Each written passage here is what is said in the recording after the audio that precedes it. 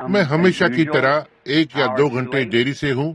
Pastor उठ खड़ा हुआ, कहा, अब मैं आप सभी से देर से आए श्रीमान ब्रैनम का परिचय कराना चाहता हूँ। तो ठीक है, मेरे पास करने के लिए बहुत सी चीजें होती हैं, सो मैं बस कभी तो एक बार देर से आता हूँ, लेकिन इस बार मैं इसके लिए मदद नहीं कर सका। यह उस मौसम के कारण से था, जिसकी वजह से इस बार ऐसा हो गया। मैं इसे मौसम पर रख सकता हूँ और इसे ले सकता हूँ। इसे स्थगित करना था। भाई रोज, बस थोड़ा सा। सुप्रभात बहन रोज। और आज सुबह भाई रोज और बहन रोज को यह पाकर खुशी हुई, और भाई शॉरिट और बहुत से भाई लोग, आप वहाँ पर जो भले लोग हैं। मैं इसे सुनता हूँ। कोई तो मुझे बताता है, जब फिनिक्स में बारिश होती है तो हर कोई बस बिस्तर पर रहता है। ऐसा बदलाव आप जानते हैं। इन दिनों में से एक दिन मैं एक मुफ्त भोजन लेने जा रहा हूँ। वे मुझे बताते हैं कि आप हर दिन मुफ्त में भोजन कर सकते हैं। सूरज नहीं चमकता है। मैं आज इसे देखने जा रहा हूँ। उनसे इसके लिए भुगतान करवाऊंगा। मैं किसी कलीसिया के लिए कल रात को बोल रहा था। मुझे वास्तव में इसका नाम याद नहीं आ रहा है। और सो हमारे पास पिछली रात को सभा में एक अद्भुत समय था, और भाई आउटलाव के लिए और टेप तक, और हम बस इस संगति में एक अच्छा समय बिता रहे हैं। और मैं इन सभी सेवक भाइयों से कन्वेंशन में मिलने की आशा कर रहा हूँ। इसलिए हमारे पास समय होगा कि बस एक प्रकार यहाँ वहाँ जाने का खाली समय होगा। भाई रोज और एक दूसरे से बात करें, और यही है जिसके लिए मैं आया हूँ, कि संगति करें। और हमारे पास हमारे कार्यक्रम की ओर देख रहे थे और बहुत से स्थानों के लिए देख रहे थे, लेकिन मैंने सोचा कि यह सबसे बड़ा अवसर था, क्योंकि मुझे अलग अलग लोगों से भेंट करना होता है कि उनसे मिलूं और आगे बढ़ूं। कभी कभी प्रचार में हर सेवक को गलत समझा जाता है, किसी न किसी तरह से। बहुत सी बार आप जो कहते हैं, लोग कुछ तो बात को इस तरह से ले लेते हैं, और बस एक प्रकार से यह उनको जरा सा झुका देता है, इसलिए वे इसे उस तरह से कहेंगे, और फिर अगला वाला इसे लेता है, वो थोड़ा और झुका देता है। पहली बात जो आप जानते हैं, यह सत्य से पूरी तरह से बाहर हो जाता है। सो हम बहुत सी बार प्रचार करने में मैं एक प्रकार से संप्रदायों और संगठनों और चीजों पर हावी हो जाता हूँ। कभी कभी तब लोग कहते हैं, भाई ब्रैनम एक संगठन के विरोध में है। यह गलत है। मैं किसी संगठन के विरोध में नहीं हूँ, लेकिन ऐसा बहुत सी बार होता है कि लोग बस उस संगठन पर निर्भर हो जाते हैं। आप देखते हैं, और अपनी सारी आशाओं को मसीह पर रखने की बजाय उस संगठन पर रखते हैं। वे देखना चाहते हैं कि वे उस संगठन में कितने सदस्यों को जोड़ सकते हैं। अब यह बहुत अच्छा है। ये ठीक बात है। मैं सोचता हूँ कि हर संगठन को हर एक सदस्य को लेना होगा जो इसमें जुड़ सकता है। यह बहुत अच्छा है। लेकिन जब आप अपरिवर्तित जन को लेते हैं, और जितना आप पवित्र आत्मा पर जोर डालते हैं, उससे बढ़कर उस संगठन पर जोर डालते हैं, जैसे कि भाई रोज या कुछ समय पहले कह रहे थे, और उन बातों को तब आप लोगों को सोचने को लगाते हैं। हम इससे जुड़े हुए हैं और हम उससे संबंध रखते हैं। आखिरकार हम सब परमेश्वर के हैं। देखा। अब यदि मैंने एक मनुष्य को नदी में नाव में जाते हुए देखा है, और मैं इंडियाना में एक नदी के पास रहता हूँ, ओहियो नदी के, और मैं ठीक झरने के पास रहता हूँ। यह एक बहुत ही खराब स्थान है, वे झरने, क्योंकि यह ठीक अभी आपको नष्ट कर देगा। यदि आप कभी उस झरने पर जाते हैं, तो वहाँ कोई नाव उस पर नहीं चल सकती है, क्योंकि यह इस तरह से है, लगभग 40 या 50 फुट सीधे नीचे की ओर, और फिर एक बड़ा पानी का भंवर नीचे की ओर आता है, जो यह ठीक चट्टान पर टकराता है, वहाँ जो नीचे आधार चट्टान होती है। और मैं सोचता हूँ, वो चोटियाँ, सफेद चोटियाँ, झरने के नीचे 40 फुट की ऊंचाई पर से झरने का बहाव होता है। देखो, जहाँ से यह नीचे गिरकर फिर से ऊपर की ओर उड़ता है, और फिर बस सीधे इस तरह से जोर से उछलता हुआ चला जाता है, और एक बड़ी जल की तेज धारा के अंदर चली जाती है, जो लगभग 60 या 70 फीट गहरा होता है। और वहाँ एक भंवर है जो इसे इस तरह से घुमाता है और इसे बाहर लाता है, और एक नहर में से होते हुए नीचे चला जाता है। वहाँ कभी भी जीवित रहने का कोई तरीका ही नहीं है। आप देखो, एक व्यक्ति कुछ समय पहले यहाँ से जीवन रक्षक जैकेट पहने हुए वहाँ पर चला गया। उन्होंने केवल जो चीज को देखा जब वो इस तरह से गिरा, यहाँ तक कि वो जीवन रक्षक जैकेट, उस भयानक जल की धारा ने उसे सीधे नीचे ले लिया, और उसे कभी नहीं देखा गया, कभी नहीं जान पाए कि उसका क्या हुआ।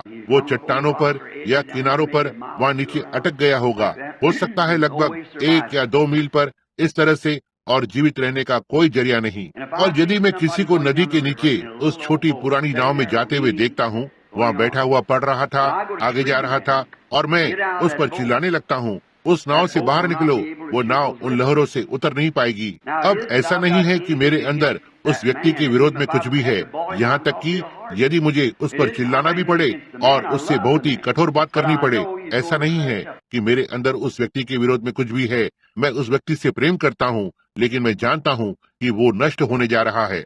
यही कारण है कि मैं उस पर चिल्लाता हूँ, क्योंकि वो नहीं, ये इसलिए है क्योंकि मैं उससे प्रेम करता हूँ।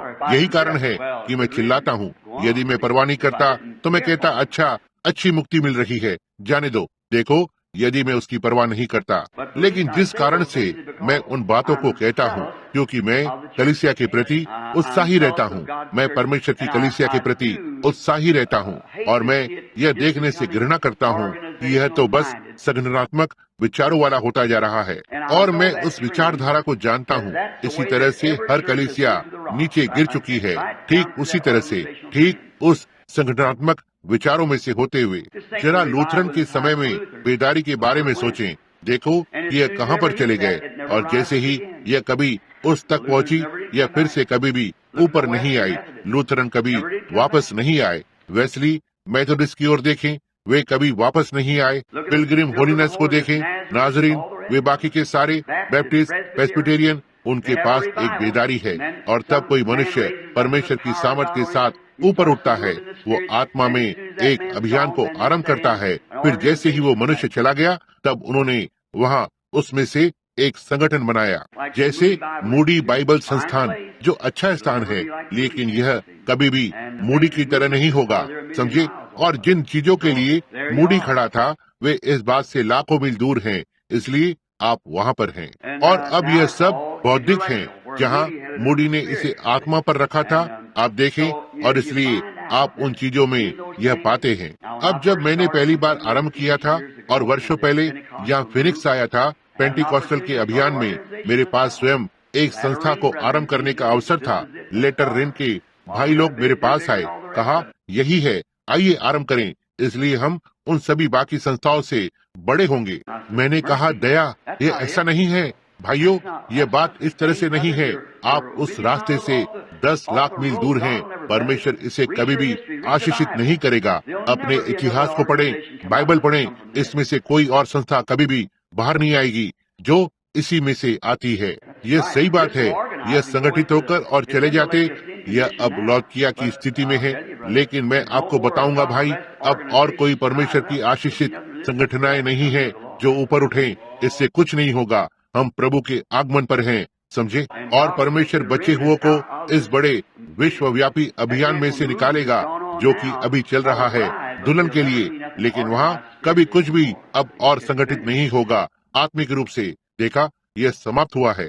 जब मैं अपने भाइयों को देखता हूँ, बहुमूल्य भाई उस ओर झुके हुए हैं, तब मैं बस इसे उसमें मेरा पूरा जोर लगाकर सब कुछ उगल देता हूँ। और कभी कभी भाई कहते हैं, भाई ब्रैनम हमारे विरोध में है, हम, यह गलत है। ओह, किसी के भी विरोध में होना, यह मेरे मन से बहुत ही दूर की बात है।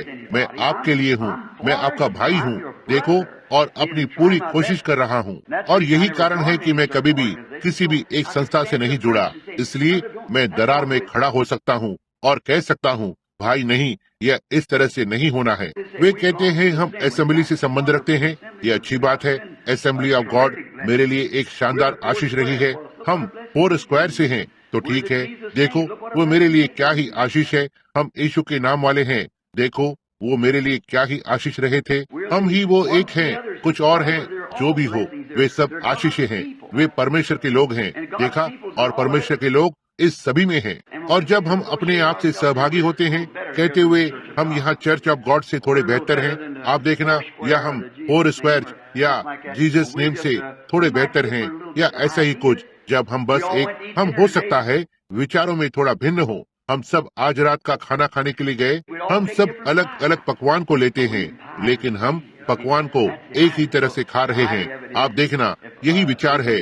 तो इसका विचार ऐसा है, क्या हम बस हमारी संगति को देख सकते हैं। इसलिए संगठन की ओर झुकाव ना करें, कलवरी की ओर झुकाव करें, तो आप इन दूसरी चीजों के लिए मरे हुए से बन जाते हैं। देखा, और मैं विश्वास करता हूँ, मुझे ये कहने दो जबकि यह मेरे मन में है, मैं विश्वास करता हूँ कि एक संस्था ने एक अच्छी भूमिका निभाई है, क्योंकि वहाँ बहुत सी बार भाई लोग इतना बुरा, हम इसे सोचने से भी घृणा करते हैं, हमारे बीच में ऐसी चीजें ऊपर आई हैं और इस तरह की बातें जो कि धर्म विरुद्ध रही हैं, और लोग बस उन विधर्मियों को लेकर और लोगों को किसी भी तरह से तितर बितर कर देंगे, और भाइयों का एक झुंड एक साथ इकट्ठा होता है, जो कि मेरा मतलब यह है कि बाहर जाते हैं जैसे उन्होंने आरंभ के दिनों में किया था, और हर प्रकार की चीजें, और हमारे पास आज भी ये सब है। देखो, बस अभी भी एक अभियान चल रहा है, और कुछ लोग जो खुद को एक साथ ला सकते हैं।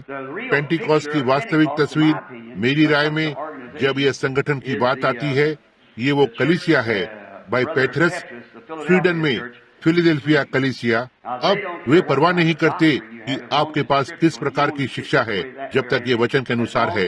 यदि आप इसे इस तरह से देखना चाहते हैं, उस तरह से या किसी भी तरह, जब तक आपके पास संगति है और एक वास्तविक शुद्ध पवित्र जीवन जीते हैं, आप वहाँ हैं, ये अच्छा है। और यदि आप यह कहना चाहते हैं कि यीशु एक सफेद घोड़े पर आ रहा है, और दूसरा एक कहता है कि वो एक सफेद बादल पर आ रहा है, उसे इस तरह से आने के लिए देखते हैं, बस आगे बढ़ो जब तक आप एक अच्छा साफ जीवन जीते हैं और संगति रखते हैं। यही तरीका है, बस ऐसा ही है। तो ठीक है, अब यही वो एक कारण है मित्रों कि मैं इस बिजनेसमैन के झुंड के साथ हूँ, क्योंकि मैं जानता हूँ कि वहाँ पर बहुत सारी चीजें हैं जिन्हें ठीक किया जाना चाहिए, लेकिन यह सबसे अच्छा है जो हमारे पास है। जी हाँ, यह सही है। जी हाँ, वह बहुत सारी बातें हैं जो मुझे कहनी है, और आप यहाँ के भाई लोग आपको बताएंगे।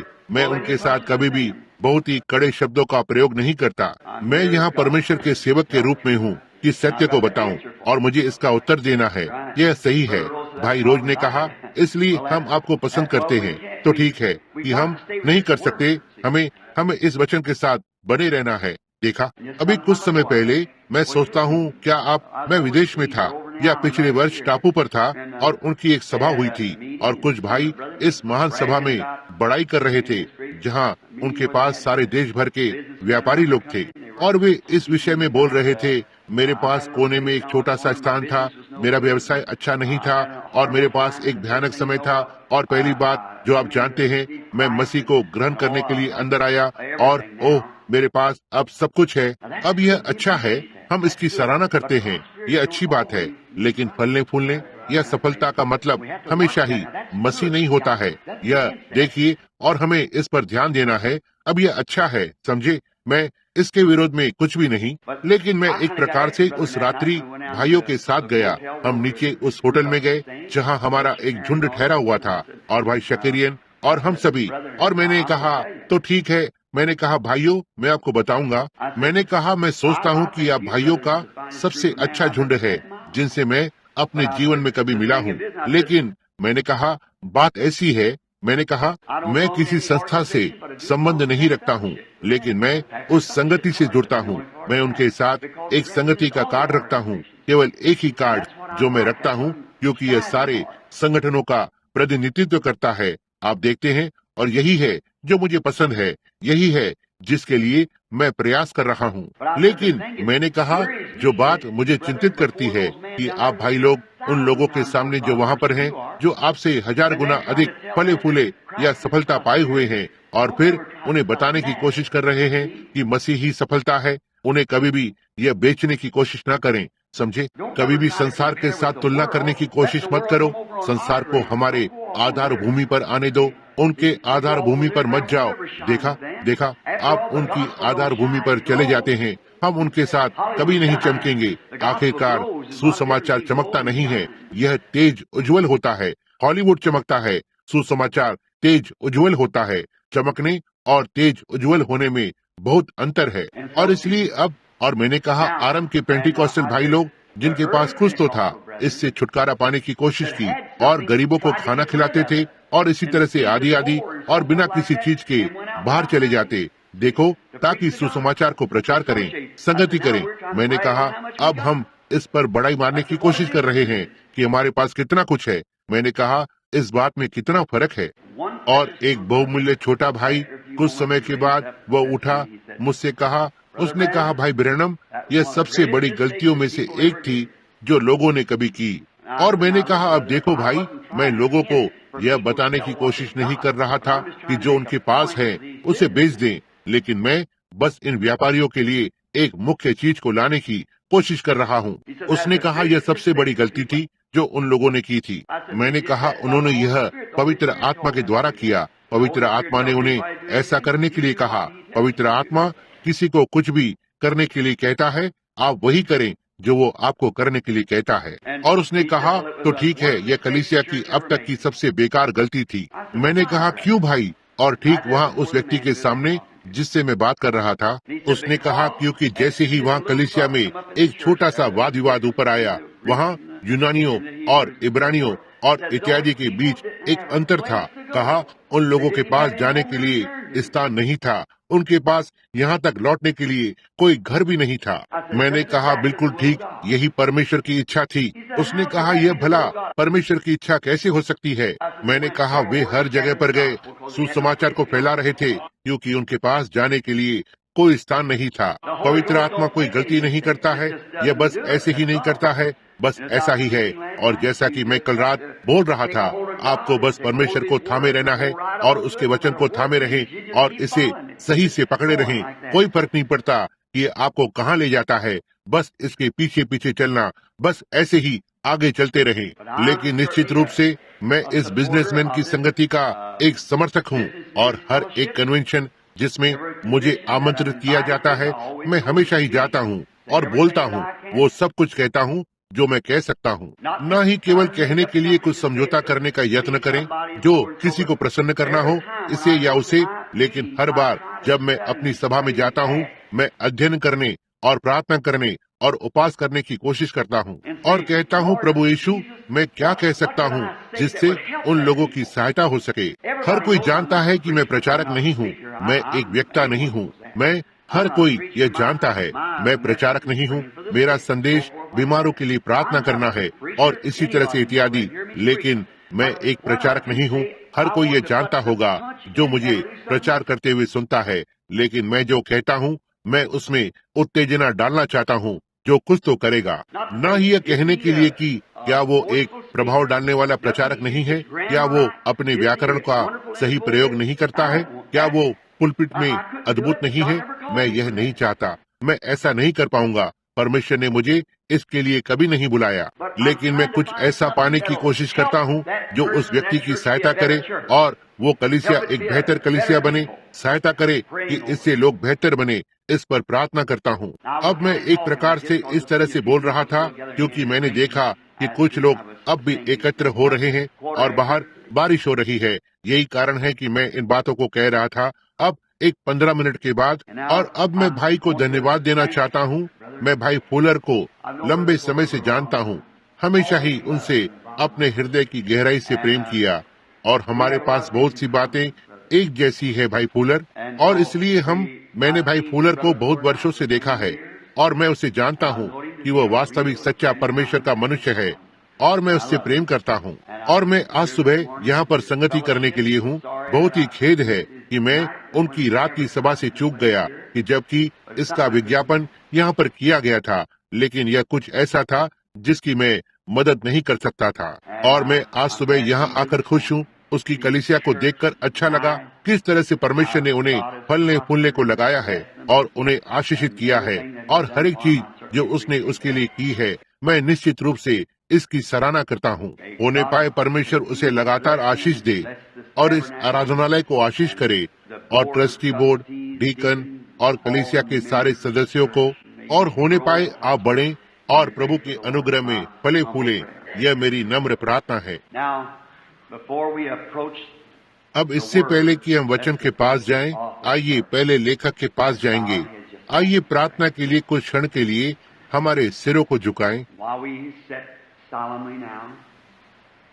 जबकि हम पूरी तरह से परमेश्वर की उपस्थिति में बैठे हुए हैं, अपने सिरों और हृदय को झुकाए हुए। क्या आपके हृदय में कोई विनती है कि कोई तो चीज जिसकी आपको आवश्यकता है, जो आप चाहते हैं कि प्रभु आपको दे, जिससे कि मैं आपको आज सुबह यहाँ कलीसिया में अपनी प्रार्थना में याद कर सकूं। क्या आप इसे केवल अपने हाथ को उठाकर ज्ञात करवाएंगे? बस इसे अपने मन में रखें। यह क्या है? प्रभु आप में से हर एक को आपकी विनती के अनुसार प्रदान करे।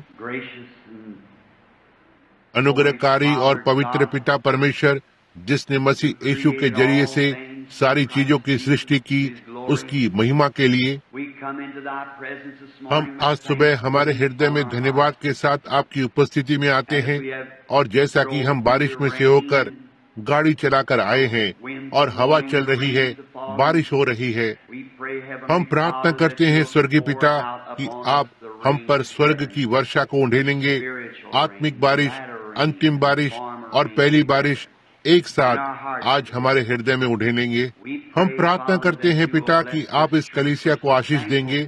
हम इसके लिए बहुत ही आभारी हैं, इसके पास्टर के लिए, इसकी सभा के लोगों के लिए, इसके एक ऐसे स्थान के लिए जहां लोग मिल सकते हैं, उनके सिर के ऊपर छत है और बैठने के लिए एक अच्छी आरामदायक सीट है। हम हमारे मनों में इस आरंभिक कलीसिया के इतिहास में वापस पीछे जाते हैं, इस आरंभिक प्रेरित कैथोलिक कलीसिया, और देखते हैं कि वे किस तरह से पत्थरों की पट्टियों पर या ऐसे ही किसी चीज पर बैठते थे परमेश्वर के वचन को सुनने के लिए, और फिर फर्श पर घुटने टेकते और ये ठंडा होता था और कड़क पत्थर और गंदगी, और वहाँ अपने हाथों को स्वर्ग की ओर उठाए रहते और पवित्र आत्मा की उपस्थिति का आनंद लेते थे। उन्हें उनके जीवन में ऐसा दृढ़ निश्चय मिलता था, इतना तक कि वे शेरों की मान में चले जाते, कभी भी यहाँ तक एक कदम भी नहीं हटते, लेकिन उनके चेहरे पर मुस्कान होती थी, स्वर्ग की ओर देखते हुए, जानते हुए कुछ ही मिनटों में वे उसकी उपस्थिति में होंगे जिससे उन्होंने प्रेम किया था। ओह, हमारे अभी भी पूर्व पिताओं का विश्वास जीवित है। काल कोठरी, ज्वाला और तलवार में से होते हुए भी ऐसा विश्वास हमारे अंदर नए सिरे से हो। हे प्रभु, हम में पवित्र आत्मा की महान प्रेरितों की आशीष को देना। आज हर एक जन जिनके हाथ ऊपर हुए हैं, आप जानते हैं कि उन्हें किस चीज की आवश्यकता है। प्रभु, आप जानते हैं कि उस हाथ के पीछे क्या था, उस हृदय में क्या उद्देश्य और लक्ष्य था। केवल आप ही हर आवश्यकता को पूरा कर सकते हैं प्रभु, और मैं उनके लिए प्रार्थना करता हूँ। उनकी आवश्यकता को नहीं जानता, लेकिन मेरी प्रार्थना को उनके लिए एक विनती के रूप में सामने रखता हूँ। आपका सेवक होने के नाते मैं हर एक के लिए ईमानदारी से प्रार्थना करता हूँ कि जो कुछ भी उन्होंने मांगा है होने पाए, वे ग्रहण करें। उन्हें आशीष देना पिता। और अब जैसा कि हम आपके वचन को पढ़ते हैं और इस संडे स्कूल की कक्षा को शिक्षा देते हैं, जैसा कि यह आज सुबह था, मैं प्रार्थना करता हूँ कि आप इन वचनों को लेंगे और उनमें से हर एक अविश्वास को छिलकर फेंक देंगे प्रभु, कि शैतान की कोई भी शक्ति उसे नष्ट करने की कोशिश करती है, जो इसे बढ़ने से रोकेगी, होने पाए यह हर एक हृदय में जाए और वहाँ धार्मिकता के फलदार वृक्ष बने। प्रभु, विश्वास उसे आगे लेकर आए, जिसे करने के लिए आपने अपने वचन को ठहराया है, कहते हुए यह मेरे पास व्यर्थ नहीं लौटेगा, लेकिन यह उसे पूरा करेगा जिस उद्देश्य के लिए यह था। अब प्रभु, अपने दास को पवित्र करें। आपका वचन पहले से ही पवित्र है, और साथ ही होने पाए हम झुंड को खिलाने में सक्षम हो सकें, जो पवित्र आत्मा ने हमें उस सिखाने के काम को दिया है। हम यीशु के नाम में मांगते हैं, आमीन। अब आपके लिए जो उस संदेश के साथ कभी कभी पढ़ना पसंद करते हैं, मैं आपसे कहता हूं, क्या आप किताब के पन्नों को पलटेंगे? और मेरे पास बस एक छोटा सा संडे स्कूल का संदेश है, जैसे आज सुबह लोगों के लिए। क्या आप मुझे ठीक से सुन सकते हैं? हर कहीं पर, सारे स्थान में। मैंने इस माइक्रोफोन को ऊपर उठाया, मेरा गला बस जरा सा खराब है। जैसे ही मैं यहाँ पर आया, मुझे फ्लू हो गया। शैतान ने मुझे यहाँ से दूर रखने की पूरी कोशिश की। मैं नहीं जानता, मैं विश्वास करता हूँ कि परमेश्वर निश्चित रूप से इस बार इस कन्वेंशन पर कुछ तो महान चीज को उड़ेल देगा, क्योंकि शैतान ने वो हर संभव कोशिश की है जो मुझे इससे दूर रखने के लिए कर सकता था। लेकिन अब हम उत्पत्ति में से 22वें अध्याय को पढ़ने जा रहे हैं, और आप जो अपनी बाइबल को खोलेंगे, आइए इसके एक भाग को मिलकर पढ़ें। उत्पत्ति 22, आइए हम नवे पद से आरंभ करें। और वे उस स्थान पर आए जिसके विषय में परमेश्वर ने उसे बताया था। तब अब्राहम ने वहाँ वेदी बनाकर लकड़ी को चुन चुन कर रखा और अपने पुत्र इसाक को बांध के वेदी पर की लकड़ी के ऊपर रख दिया। और अब्राहम ने अपना हाथ आगे बढ़ाकर और अपने पुत्र को घात करने के लिए छुरी को लिया। तब यहोवा के दूत ने स्वर्ग से उसको पुकार कर और कहने लगा, हे अब्राहम, हे अब्राहम। उसने कहा, देख मैं यहाँ हूँ। और उसने कहा, उस लड़के पर हाथ मत बढ़ा और न ही उसको कुछ कर, क्योंकि तूने जो मुझसे अपने पुत्र वरन अपने इकलौते पुत्र को भी नहीं रख छोड़ा, इससे मैं अब जान गया कि तू परमेश्वर का भय मानता है। और तब अब्राहम ने आंखें उठाई और क्या देखा कि उसके पीछे एक मेंढा उसके सींगों से एक झाड़ी में फंसा हुआ है, या मेरा मतलब उसके सींगों के द्वारा। और अब्राहम ने जाकर और मेंढे को लिया और उसे अब्राहम ने जाके उस मेंढे को लिया और अपने पुत्र के स्थान पर होम बलि करके चढ़ाया। और अब्राहम ने उस स्थान का नाम यहोवा यीरे रखा। इसके अनुसार आज तक भी कहा जाता है कि यहोवा के पहाड़ पर उपाय किया जाएगा।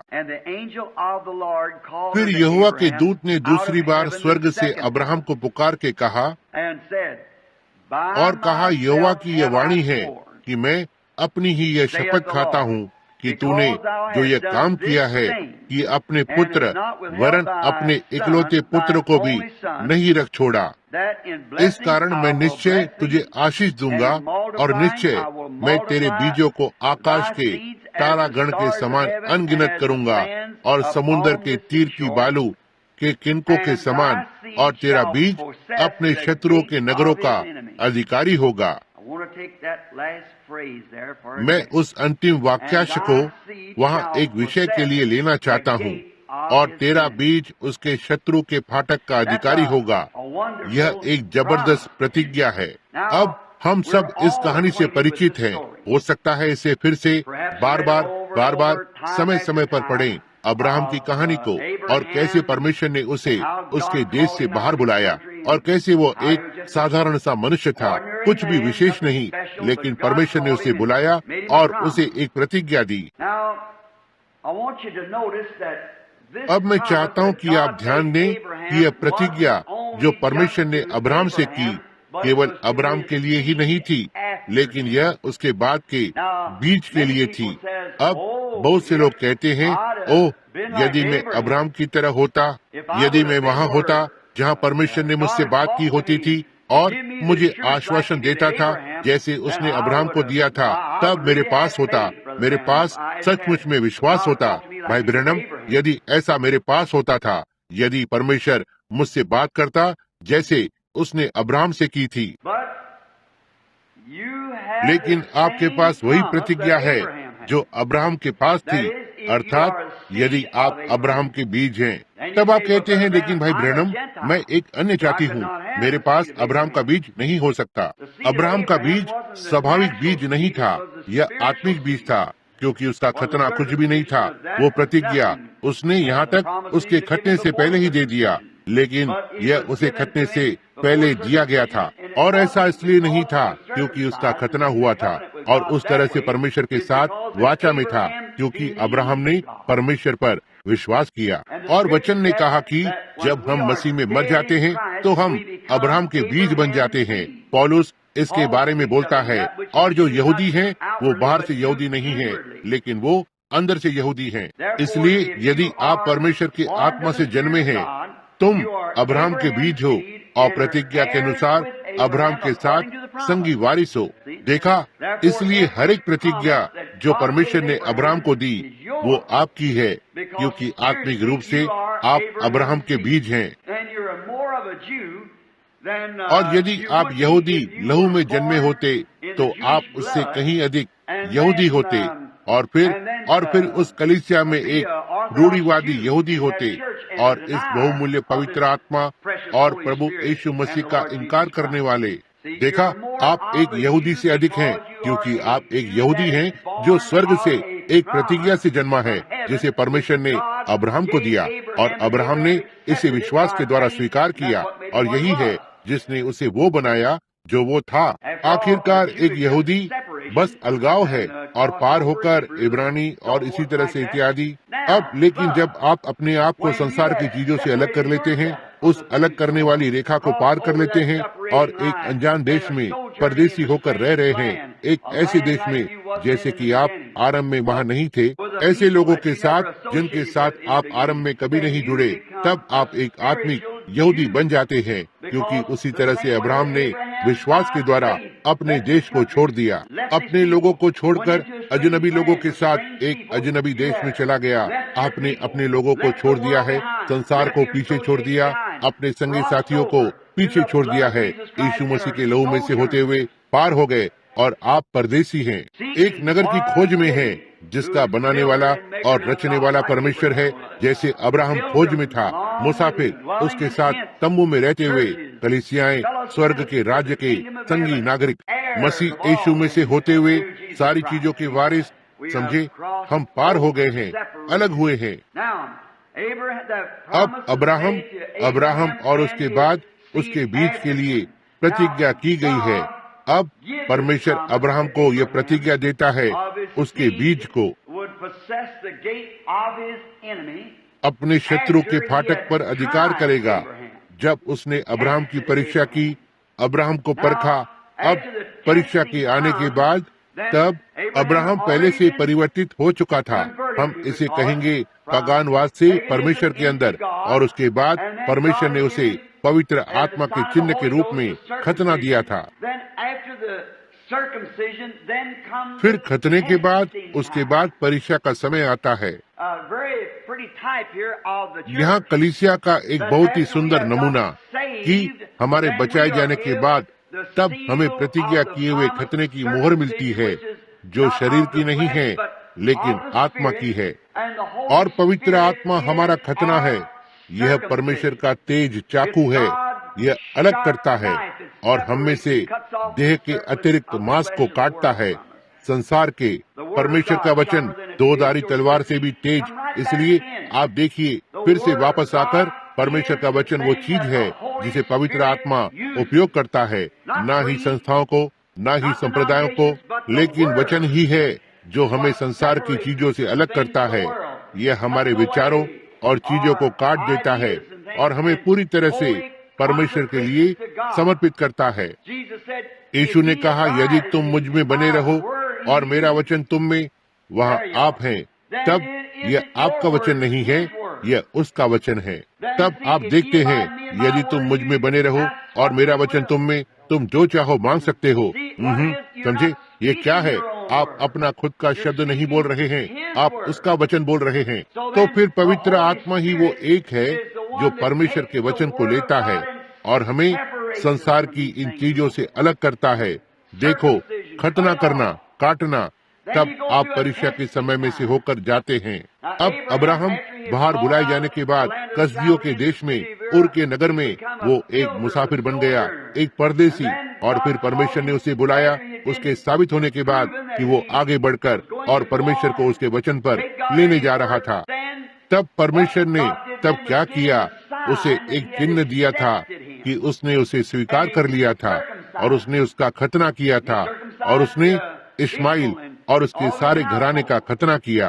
और अब आप देखते हैं, जब आपको बाहर बुलाया जाता है, पहले आप एक परीक्षा में से होकर जाते हैं, यह देखने के लिए कि क्या आप वास्तव में आगे बढ़ेंगे, और उसके बाद परमेश्वर आपको पवित्र आत्मा देता है, जो कि यह चिन्ह है कि उसने आपके विश्वास को स्वीकार कर लिया है, जो आप उसमें होने का दावा करते हैं। अब आप मुझे समझ रहे हैं, वो इसे स्वीकार करने जा रहा है। अब मैं बोल रहा था, हो सकता है कुछ बहुमूल्य बैप्टिस्ट भाई लोग यहाँ बैठे हुए हों, और हर कोई जानता है कि मैं एक बैप्टिस्ट कलीसिया से बाहर आया हूँ। मैं अपने बैप्टिस्ट भाई से बात कर रहा था और उसने मुझसे कहा, भाई ब्रैनम, वो एक दिव्यता का डॉक्टर था, एक भला मनुष्य, सच्चा मसीही। उसने कहा, लेकिन भाई ब्रैनम, आपको पवित्र आत्मा का वो बपतिस्मा कहाँ से मिलता है जो मसीह यीशु में विश्वास से भिन्न होता है? मैंने कहा, यह भिन्न बात है मेरे बहुमूल्य भाई। उसने कहा, क्या आप नहीं सोचते कि जब आप मसीह को ग्रहण करते हो तो आप पवित्र आत्मा को ग्रहण करते हो? मैंने कहा, सही बात है, लेकिन मैंने कहा, आप देखो, आप केवल ये दावा कर रहे हो कि आपने मसीह को पा लिया है, जब तक वो इसकी पहचान नहीं देता। उसने कहा, भाई ब्रैनम, अब्राहम ने परमेश्वर पर विश्वास किया और यह उसके लिए धार्मिकता गिना गया। मैंने कहा, हाँ, लेकिन परमेश्वर ने उसे एक चिन्ह दिया कि उसने अपने विश्वास को पा लिया था जब उसने उसे खतने की मोहर दी, कि उसने उसके विश्वास को पहचान लिया था। आमीन। अब जब हम मसीह को अपने उद्धारकर्ता के रूप में ग्रहण करते हैं, तब यदि हम उसमें सच्चे ठहरते हैं तो परमेश्वर हमें एक चिन्ह देता है कि उसने हमारे विश्वास को मसीह में स्वीकार किया है, हमें खतने की मोहर देने के द्वारा, जो कि पवित्र आत्मा है। यही वो खतने की मोहर है। परमेश्वर के पवित्र आत्मा को शोकित मत करो, जिसके द्वारा तुम अपने छुटकारे के दिन तक मोहर बंद हो, ना ही अगली सभा तक के लिए, लेकिन तुम्हारे छुटकारे के दिन तक। यह सही बात है। इफिसियों 4:30। अब इसी तरह से हम पवित्र आत्मा को ग्रहण करते हैं। अब यदि आप कहते हैं, ओह, मैं एक विश्वासी हूँ और परमेश्वर ने आपको अभी तक कभी भी पवित्र आत्मा नहीं दिया है, उसने इसे कभी भी पहचान नहीं दी है, आप बस यह स्वीकार कर रहे हैं कि आप विश्वास करते हैं, लेकिन जब सारा संदेह है, मैं यह नहीं कह रहा हूँ कि आप अब एक विश्वासी नहीं हैं। एक निश्चित भाग में आप एक विश्वासी हैं, लेकिन जब परमेश्वर ने अनुग्रह पाया, मेरा मतलब आपने उससे अनुग्रह को पाया, और वो आपको उसकी संतान होने के लिए पहचान देता है, और वो आपके हृदय को जानता है, और वो आपकी ईमानदारी को देखता है। वो जानता है कि सारी चीजें आपसे कटकर दूर हो चुकी है। तब वो आपको पवित्र आत्मा के द्वारा परमेश्वर के राज्य में मोहर करता है, संसार को साबित करते हुए कि आप उसमें जो विश्वास होने का दावा करते हैं, उसने उसे स्वीकार कर लिया है। अब इसे समझे। अब इसके तुरंत बाद ही परीक्षा आती है। हर एक पुत्र जो परमेश्वर के पास आता है, उसे अवश्य ही पहले ताड़ना दी जानी है, परखा जाना है। यीशु जैसे ही उसने नदी पर आत्मा की परिपूर्णता को पाया, जब यूहन्ना ने उसे बपतिस्मा दिया, तुरंत ही शैतान उसे जंगल के अंदर ले गया कि परीक्षा के समय में से होकर जाए। लेकिन जब उसने परमेश्वर के वचन को लिया और शैतान पर जय पाई, ऐसा लिखा है, वह वापस बाहर आया, उसके बाद अपनी सेवकाई के लिए तैयार था। और इसी तरह से परमेश्वर ने अब्राहम के साथ किया। अब परमेश्वर ने उसे उसके देश से बाहर बुलाने के बाद, और उसने अपने आप को उसके देश से, उसके लोगों से अलग कर दिया, और फिर परमेश्वर उसे खतने की मोहर देता है, फिर उसे पुत्र देता है। तब वो उस अंतिम परीक्षा में चला गया, ठीक उस समय तक जब उसे अपने ही पुत्र इसाक को बलिदान के लिए चढ़ाना था। और उसने कहा, यह देखते हुए कि तूने अपने इकलौते पुत्र को नहीं छोड़ा, मैं जानता हूँ कि तू मुझसे प्रेम करता है। उसने उसे वह परीक्षा दी। तब उसके तुरंत बाद ही लड़ाई तब जीती गई थी। उसने कहा, और तेरा बीज अपने शत्रु के फाटक का अधिकारी होगा। आमीन। मैं इसे पसंद करता हूँ। वो अपने शत्रु के फाटक का अधिकारी होगा। हम कुछ ही क्षणों में उस अंतिम मुख्य बात पर पहुँचेंगे, प्रभु ने चाहा तो। अब उसने इसे पाया। अब्राहम विश्वास योग्य था। जब उसने अब्राहम को विश्वास योग्य पाया, तब उसने उसे शत्रु के फाटक पर अधिकार करने की प्रतिज्ञा दी। अब वहाँ बहुत सी बार जहाँ हम में से बहुत से पेंटिकॉस्टल लोगों ने गलती की है और सोचते हैं, तो ठीक है, पवित्र आत्मा मुझ पर उंडेला गया है, परमेश्वर की महिमा हो, बस यही सब है जो मेरे पास होना है। नहीं श्रीमान, आपने तो बस तब आरंभ ही किया है। आप यह तब नहीं होता है। यह आपका परखना है और आपकी परीक्षा है। ठीक जैसे वो पुराने नियम में पाते हैं, परखा जाना, परीक्षा में जाना, और फिर पुत्र को स्थान पर रखना, ले पालकपन, पुत्र को स्थान पर रखना, जबकि वो पहले से ही पुत्र है, परिवार में जन्म लिया है। वो एक पुत्र है। तब उसे परखा जाएगा और परीक्षा ली जाएगी और शिक्षकों के द्वारा ऊपर लाया जाएगा, और देखें कि वो किस तरह बाहर आता है, और उसके बाद स्थान पर रखा जाता है, लगभग अपने पिता की बराबर की स्थिति में होता है। अब आज ऐसा ही है। हमारे पास पेंटिकॉस्ट के लगभग 40 परीक्षा के वर्ष थे, या उससे अधिक। देखो, कलीसिया को परखते हुए, देखते हुए कि क्या वे परीक्षा में खड़े होंगे या नहीं, देखते हुए कि आप क्या। और देखो, यही है जहां मैं इस पर फिर से पहुंचता हूं, बजाय इसके कि क्रूस को और वचन को थामे रहें और आगे बढ़ते रहें। हम संसार के फैशन के अनुसार बन जाते हैं, इस तरह से गिराते हैं और इसे एक तरफ गिराते हैं और इसके अनुसार नमूने को बनाते हैं। जैसा कि मैंने हमेशा ही आज इस आधुनिक चलन में लोगों के विरुद्ध बहुत ही कठोरता से बात की है। स्त्रियां अपने बालों को काटती हैं और वे पुरुष करने देते हैं और हर एक चीज और बस अनैतिक कपड़े और आदि आदि पहनते हैं। मुझे इस बात पर बहुत अधिक आलोचना मिलती है, लेकिन यह क्या है? यह उस कलीसिया को बचाने की कोशिश करना है, यह उन्हें यहाँ ऊपर लाने का यत्न करना है परमेश्वर के वचन की ओर, इस बात पर ध्यान दिए बिना कि दूसरा संसार इसके बारे में क्या कहता है। परमेश्वर के वचन के साथ बने रहें। आमीन। देखा, समझे, बात ऐसी है जैसे कि मैं कल रात कह रहा था, पेंटिकॉस्टल एक तेज सनसनाती आंधी की प्रतीक्षा कर रहे हैं, लेकिन वे उस छोटी सी आवाज को सुनने में असफल रहे हैं। समझे कि उन चीजों को करना गलत है। वे सोचते हैं जब तक आंधी चल रही है ठीक है, लेकिन इसने भविष्यवक्ता के ध्यान को आकर्षित नहीं किया। तेज आंधी ने एलिया भविष्यवक्ता को गुफा में कभी परेशान नहीं किया। तेज गर्जनाएं और बिजलियां और नीचे गिर रही थी, इसने उसे कभी भी बिल्कुल आकर्षित नहीं किया।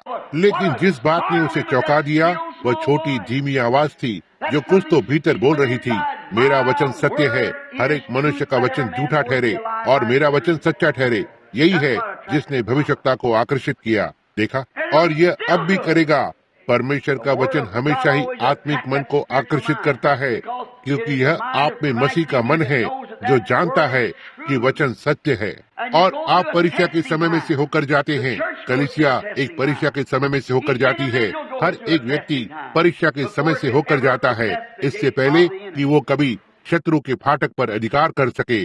अब्राहम इसमें से होकर गया, मसीह इसमें से होकर निकला। मसीह के पवित्र आत्मा से भर जाने के बाद वहाँ यर्दन नदी पर वो एक परीक्षा के समय में से होकर गुजरा। अब्राहम को बुलाए जाने के बाद उसे उसके देश में रखा गया, जहाँ उसे एक परदेसी होकर रहना था। फिर उसका खतना करता है और परमेश्वर ने उससे समय समय पर भेंट की, फिर भी उसे परीक्षा के समय में से होकर जाना था। अब्राहम का हर एक बीज उसी काम को करता है। अब्राहम और उसका बीज, एक संस्था, एक कलीसिया। यही कारण है कि हम पाते हैं कि हमारे संगठन रास्ते के किनारे गिर रहे हैं, क्योंकि ऐसा होता है जब ये परीक्षा में आते हैं। कौन सी परीक्षा? परमेश्वर का वचन वहाँ परीक्षा है। परमेश्वर का वचन परीक्षा है। क्या हम वही करेंगे जो मनुष्यों का झुंड कहता है, या हम वही करेंगे जो परमेश्वर करने को कहता है? यही वो फर्क है। वहाँ ये आता है ड्वाइट मूडी के दिन, फिन्नी, थैंकी, नॉक्स, कैल्विन, स्पर्जन के दिन, वे सारे बाकी के लोग, वे आत्मिक पुरुष संगठनाएं उनके पीछे पीछे चली। उन्होंने वहाँ कुछ लोगों का झुंड खड़ा कर दिया जो इसमें उनके रास्ते को काट रहे हैं। हर एक जन इसमें विश्वास करता है और उसमें और यहाँ थोड़ा सा जोड़ते हैं और वहाँ थोड़ा सा निकालते हैं और यहाँ थोड़ा सा जोड़ते हैं, इतना तक कि अंत में उन्होंने इसमें से एक संगठन को बना दिया। और जब वे ऐसा करते हैं, वो वास्तविक सच्चा विश्वासी परमेश्वर ठीक वहाँ पर आकर और किसी छोटे नम्र व्यक्ति को उठाता है, उस चीज को टुकड़े टुकड़े कर देता है। सही है, हमेशा ही ऐसा किया है। परमेश्वर नहीं बदलता, बस उस चीज को टुकड़े टुकड़े कर देता है। कुछ आत्मिक सोच वाले लोग जो ठीक उस वचन के साथ बने रहेंगे। मैं आपको बता दूं, मेरे पास घर पर एक पत्र है एक बेहतरीन कलीसिया का, जो पेंटिकॉस्टल के अभियान में बड़ा संगठन है। उस बेचारी टूटे हृदय वाली महिला ने मुझे एक पत्र लिखा और उसने कहा, भाई ब्रैनम, मैं लंबे बाल डाले हुए थी और मेरे सिर के पीछे एक जूड़ा बांधा था।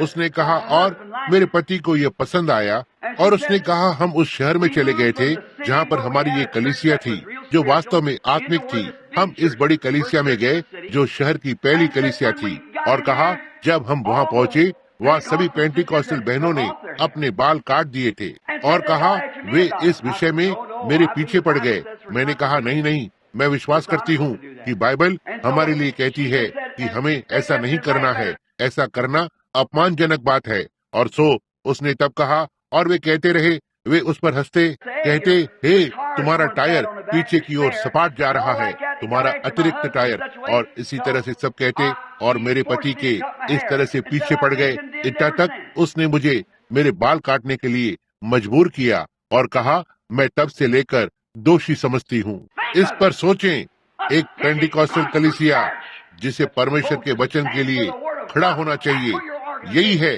जहाँ पर आपका संगठन आपको ले जाता है। सही है, वे वचन की उस छोटी धीमी आवाज को सुनने से चूक जाते हैं जो उन्हें सच्चाई की ओर बुलाती है। वे सारे तेज सनसनाती आंधी के लिए सुन रहे हैं और बहुत चिल्लाते हैं और नाचते हैं, कहते हैं कि उनके पास सामर्थ्य है। यह ठीक बात है, मैं भी इसमें विश्वास करता हूँ। लेकिन भाई, जब आप नाच सकते हैं और चिल्ला सकते हैं और उसके बाद पलटकर और परमेश्वर के वचन का इनकार करते हैं और संसार की तरह जीते हैं, वहाँ कहीं पर कुछ तो गड़बड़ है। सही है, परमेश्वर का आत्मा नीचे आता है जो अब भी छोटी धीमी आवाज है और आपको सीधे कलवरी की ओर निर्देशित करती है, जहां हम मर जाते हैं और हमारा जीवन मसीह में से होते हुए परमेश्वर में छिपा हुआ है और पवित्र आत्मा के द्वारा मोहर बंद है। तब केवल वो वचन ही वहाँ पर रहता है। फिर यदि तुम मुझ में बने रहो और मेरा वचन तुम में, जो चाहो मांगो और यह तुम्हें दिया जाएगा। वहाँ अंतर है। मैं आशा करता हूँ कि मैं आपको एक कट्टरपंथी के रूप में नहीं दिखाई देता हूँ। यदि मैं हूँ तो मैं इस बात से अज्ञान हूँ। मैं विश्वास करता हूँ कि परमेश्वर का वचन सत्य है और इसे ठीक यहाँ पर बने रहना है। और यदि यह यहाँ बना रहता है तो यह अपने आप को बाहरी रूप से दिखाएगा। इसे दिखाना ही है।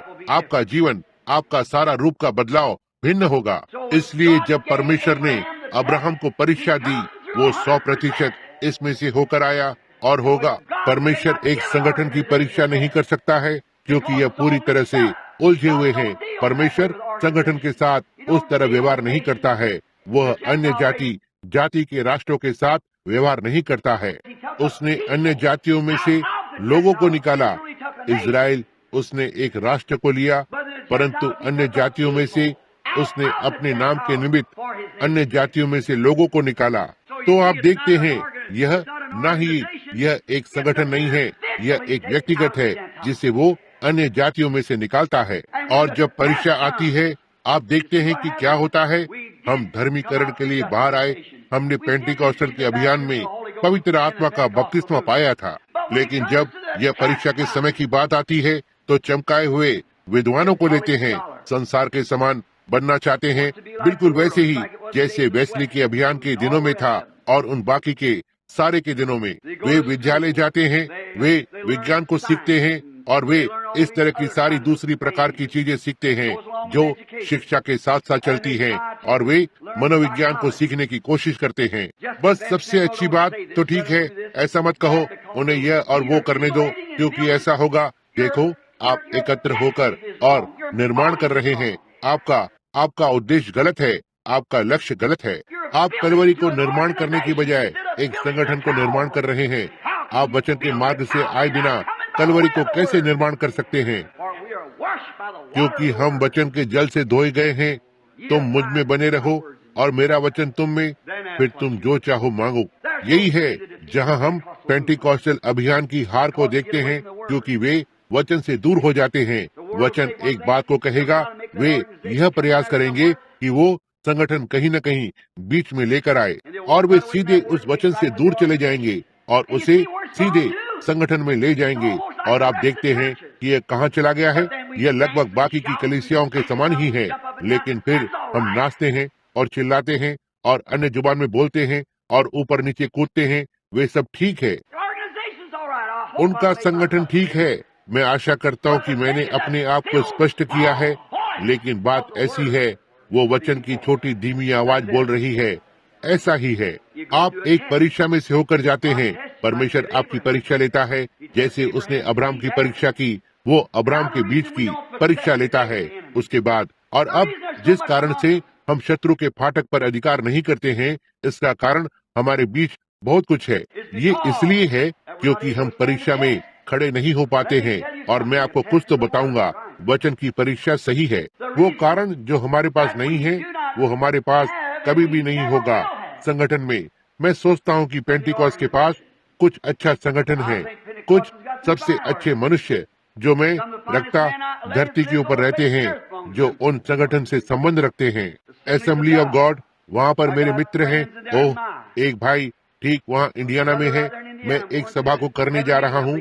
मैं विश्वास करता हूँ ठीक उसी समय भाई रॉयबिड, वे इंडियाना राज्य में एक जिलाधीश हैं। मैं विश्वास करता हूँ कि यह एक धर्मी मनुष्य होगा। फिर भी वो असेंबली ऑफ गॉड का एक जिलाधीश है। फोर स्क्वायर, ओह प्रभु, कितने हैं, रॉल्फ मैकफर्सन और उनमें से बहुत से भाई लोग जो धर्मी पुरुष हैं, उनके जीवन के विषय में कुछ भी नहीं है, वे भले मनुष्य हैं। उस वननेस में जिसे वे खुद को वननेस कहकर बुलाते हैं, या अब मैं नहीं सोचता वे इसे यीशु के नाम की कलीसिया कहकर बुलाते हैं, जैक मूर बस उनमें से एक के लिए बता रहा हूँ, उनमें से सैकड़ों जन हैं, भले लोग, अच्छे लोग, धर्मी पुरुष। लेकिन बात यह है भाई, ऐसी है जब आप उस संगठन से जुड़े होते हैं। देखा, परमेश्वर उन संगठनों को लेता है और वे हर एक गिरे हुए हैं, उनकी ओर देखो, सांसारिकता रेंग कर अंदर जा रही है।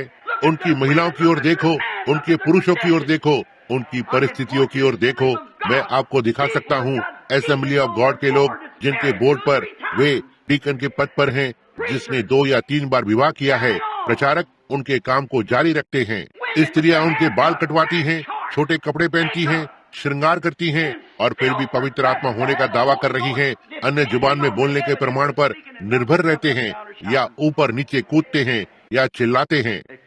वे उस वचन की छोटी धीमी आवाज से चूक जाते हैं। वो वचन आपको क्रूस की ओर संतुलित बनाए रखता है। यही है जहाँ ये पड़ा है। इसलिए हमारे पास आज कलीसिया में अगबुस के जैसे सच्चे भविष्यवक्ता नहीं है।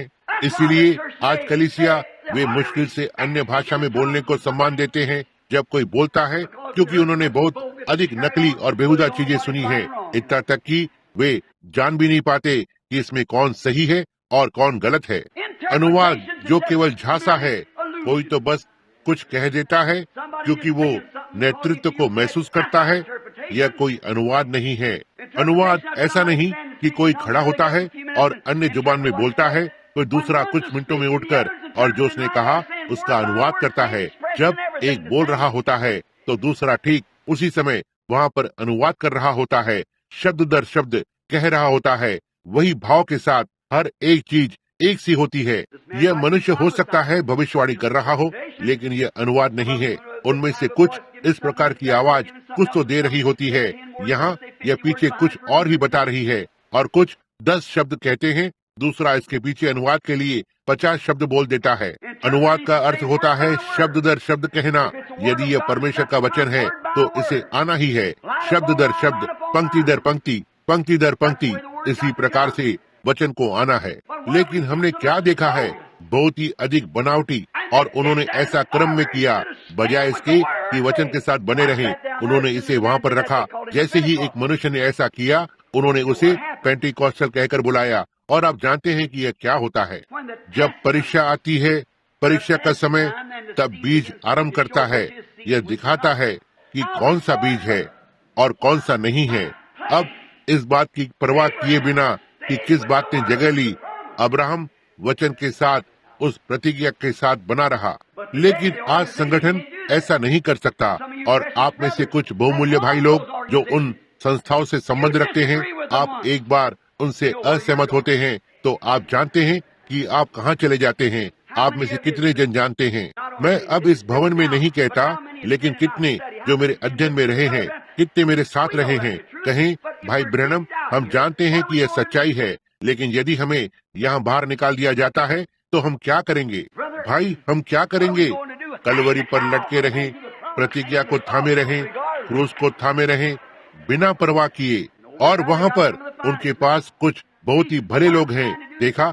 लेकिन मैं जो करने की कोशिश कर रहा हूँ कहने के लिए, वे इससे चूक जाते हैं। यह हमेशा ही असफल रहे हैं और हमेशा ही असफल रहेंगे। लेकिन यह, चाहे आप असफल हो या नहीं, परमेश्वर के साथ पहले परमेश्वर के वचन और उसकी प्रतिज्ञा का पालन करें। आपकी इसके द्वारा परीक्षा की जाएगी। आप पन्नों पर हस्ताक्षर करेंगे कि आप यह करेंगे या वो करेंगे, यहाँ तक कि वचन के विरोध में हो, आप फिर भी इस पर हस्ताक्षर करेंगे। यह सही है आपके हृदय में, आप जानते हैं कि यह गलत है। यही है वो छोटी धीमी आवाज बोल रही है, वो वचन। कोई आश्चर्य नहीं कि हम आगे नहीं बढ़ सकते, क्योंकि क्या कुछ हो गया है। आपने अपने आप को उस छोटी धीमी आवाज से अलग कर लिया। आप बहुत ही जल्दी भागने लगते हैं। परमेश्वर आपको बुला रहा था, लेकिन आप बहुत ही जल्दी से भाग जाते हैं, क्योंकि गर्जनाओं ने गड़गड़ाहट की है, बिजलियां चमकी, पहाड़ हिल गए। इसने एलिया को कभी नहीं हिलाया। वो भविष्यवक्ता, वो पहले उस आवाज को चाहता था।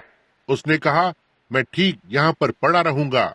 आज बहुत से लोगों ने चंगाई की सभाओं को आरंभ किया है, शारीरिक तुलना में सब प्रकार की चीजें करते हैं और सनसनी महसूस होना जो कभी भी परमेश्वर के वचन में दिखाई नहीं देती है। यह सही बात है। यह क्या है? हमें उस गीत को गाना चाहिए, वे जो प्रभु के लिए रुके रहते हैं। मैं अपने घमंड को नम्र कर दूं और आपके नाम को पुकारूं। प्रभु, मैं रुका रहूं जब तक मैं उस छोटी धीमी आवाज को नहीं सुनता, और वो आवाज वचन के अनुसार आवाज होगी। यह ठीक वचन के साथ बोलेगी। आमीन। तो ठीक है। यह पाया गया, अब्राहम को उसके बाहर बुलाए जाने के बाद वो अपने प्रियजनों से अलग हो गया, अपने परिवार से, अपने घर से, अपने निकट कुटुंबियों से, एक अपरिचित देश में था। विश्वास के द्वारा उसने ऐसा किया। तब क्योंकि उसने ऐसा किया, परमेश्वर ने उसे खतना दिया, यह साबित करने के लिए कि वो परमेश्वर का पुत्र था, कि उसने उस पर विश्वास किया, क्योंकि वो प्रतिज्ञा पर विश्वास कर रहा था। फिर भी वो नहीं कर सकता। उसने इसे स्वाभाविक रूप से नहीं देखा, लेकिन उसने दावा किया, जो कुछ भी परमेश्वर के वचन के विपरीत है वो झूठा था। कोई फर्क नहीं पड़ता कि कितना भी प्रमाण सामने आ जाए, यह फिर भी झूठ है। मैं ये कहना पसंद नहीं करता हूँ, लेकिन मुझे कहना ही है। देखो, और जब आप स्त्रियों को लेते हैं, तो मैं इसे एक बात के लिए कहूँगा जो दिखाई देती है। देख सकते हैं, जो पवित्र आत्मा होने का दावा करती है और इतनी सभ्य नहीं कि अपने बालों को बढ़ने के लिए छोड़ दें, कहीं तो कुछ गड़बड़ है। एक स्त्री जो एक ऐसे वस्त्र को पहनती है जो एक पुरुष से संबंधित होता है और इसे पहनती है, जबकि बाइबल कहती है यह परमेश्वर के लिए एक घृणित बात है, एक स्त्री के लिए ऐसे वस्त्र पहनना जो एक पुरुष से संबंधित है। और फिर आप पवित्र आत्मा होने का दावा करती हैं और ऐसी चीजों को करती हैं। मैंने उस दिन ओरेगोन में इस बात पर बात की थी। वहाँ एक महिला ने मुझे एक बहुत बड़ा पत्र लिखा था। उसने कहा, भाई ब्रैनम, आपके पास एक अद्भुत सेवकाई है, लेकिन आप निश्चित रूप से इसे नष्ट कर रहे हैं। उसने कहा, अब इस विषय में क्या है? कहा, मैं हर समय पूरी तरह से ढकी हुई पोशाक को पहनती हूँ। कहा, वहाँ बाहर बगीचे में कुछ बगीचे को चुनने या देखभाल करने के विषय में क्या है, और एक पोशाक पहने होता है। क्या आपको नहीं लगता कि यह ढकी हुई पोशाक पहनने से ज्यादा बेहतर दिखाई देती है, जितना कि यह होगी या मोटी जीन्स पैंट या जो भी है, बजाय इसके कि पूरी तरह से ढकी हुई पोशाक पहने हो? और कहा, देखो, मैं लड़कों के साथ पहाड़ों पर जाती हूँ जब वे पशुओं को चराने जाते हैं। और कहा, मैं मच्छरों से प्रभावित क्षेत्र में जाती हूँ। कहा, अब कोई कपड़े पहने हुए होती हूँ, वे मुझे काट खाएंगे।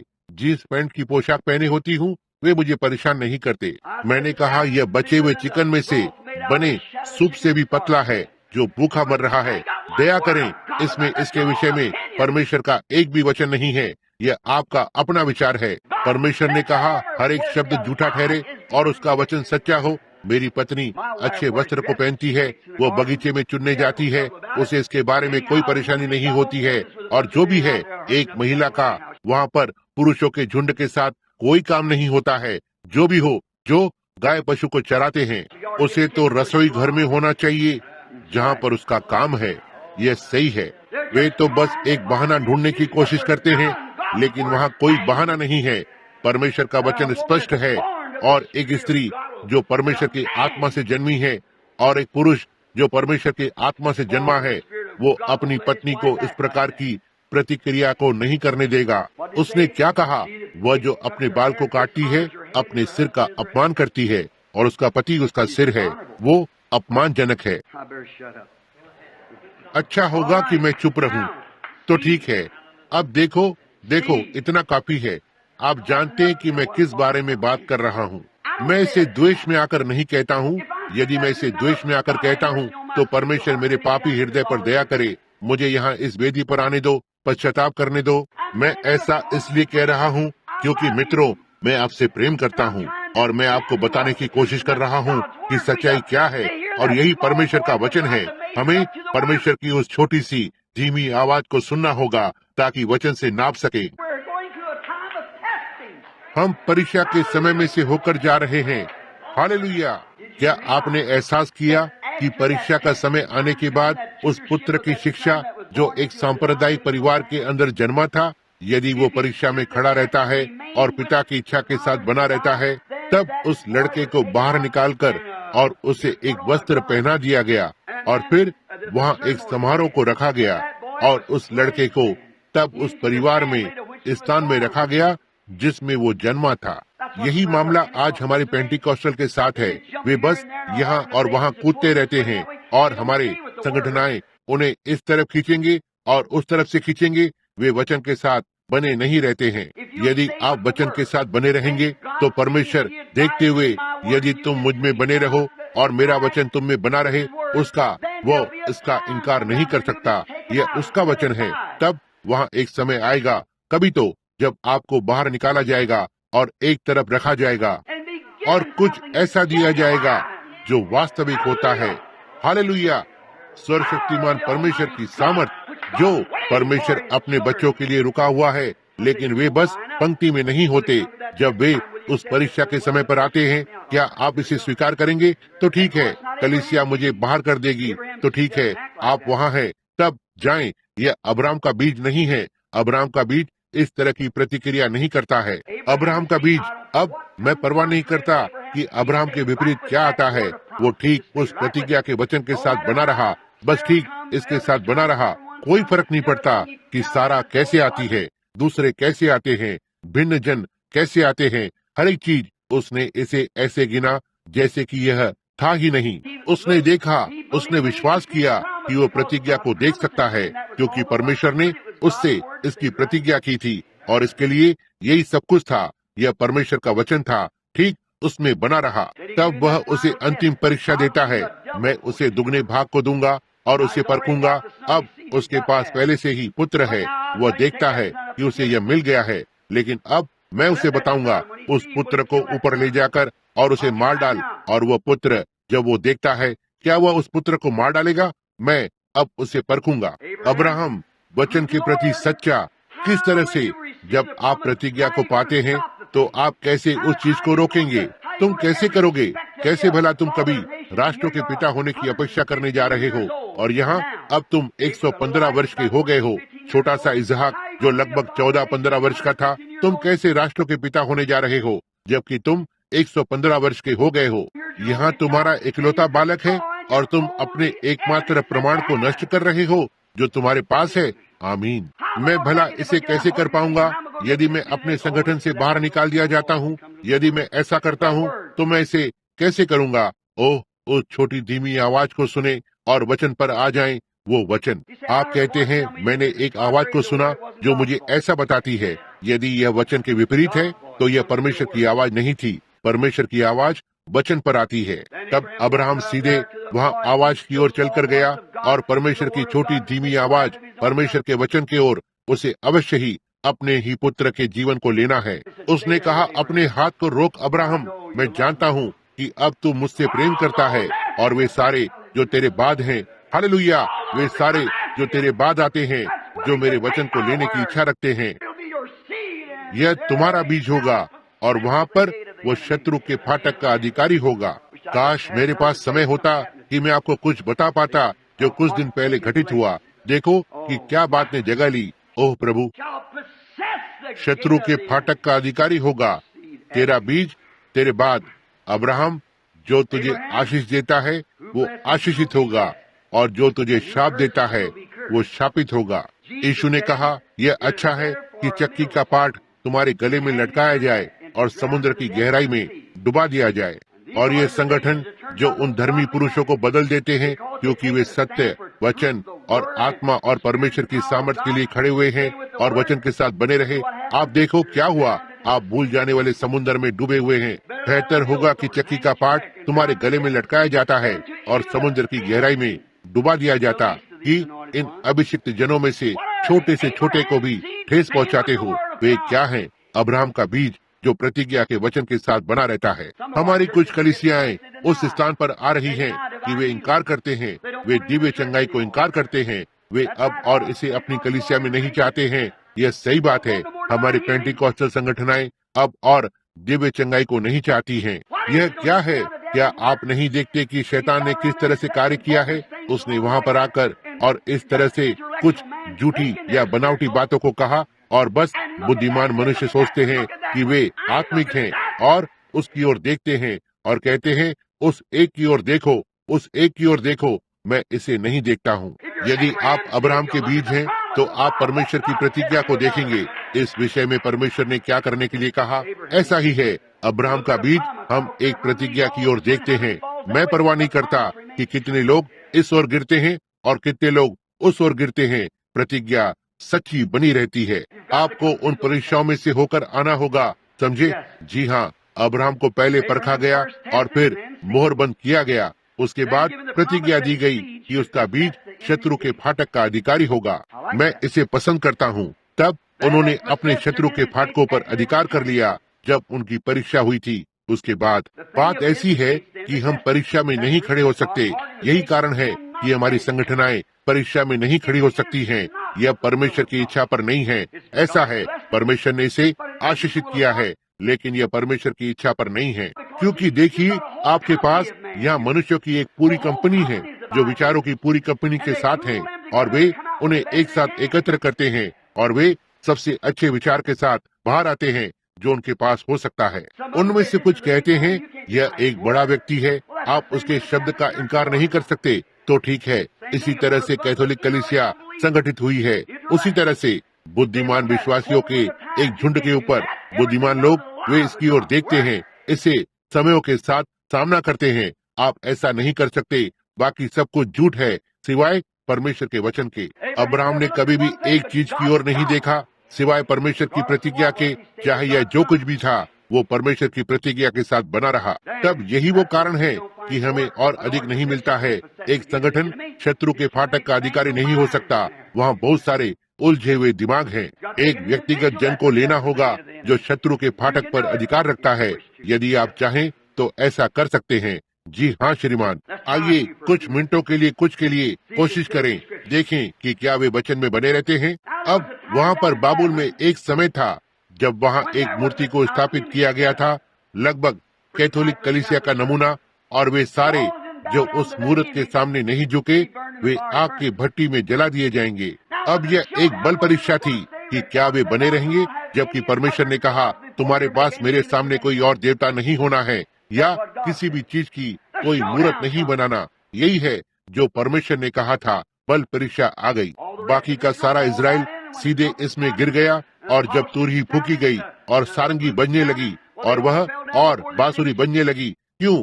वे सब इस मूर्त के सामने गिर पड़े। लेकिन उनमें से 3 ऐसे थे जिन्होंने कहा, कुछ भी नहीं चलेगा। उन्होंने उस छोटी धीमी आवाज को सुना और वे वचन के साथ पंक्ति में बने रहे। उन्होंने क्या किया?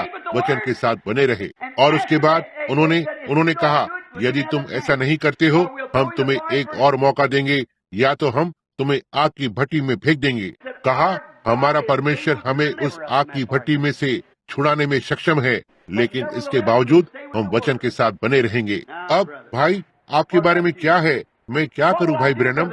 वचन के साथ बने रहो, प्रतिज्ञा के साथ बने रहो। मेरी कलीसिया, वे सारे मुझसे दूर चले जाएंगे। प्रतिज्ञा के साथ बने रहें। उन्हें धुंधला पड़ना ही है, बस किसी दिन चले जाना है, जो भी हो, लेकिन परमेश्वर नहीं जाएगा। प्रतिज्ञा के साथ बने रहें। ठीक है, मैं आपको बताता हूँ, वे मुझे बाहर निकाल देंगे। प्रतिज्ञा के साथ बने रहें।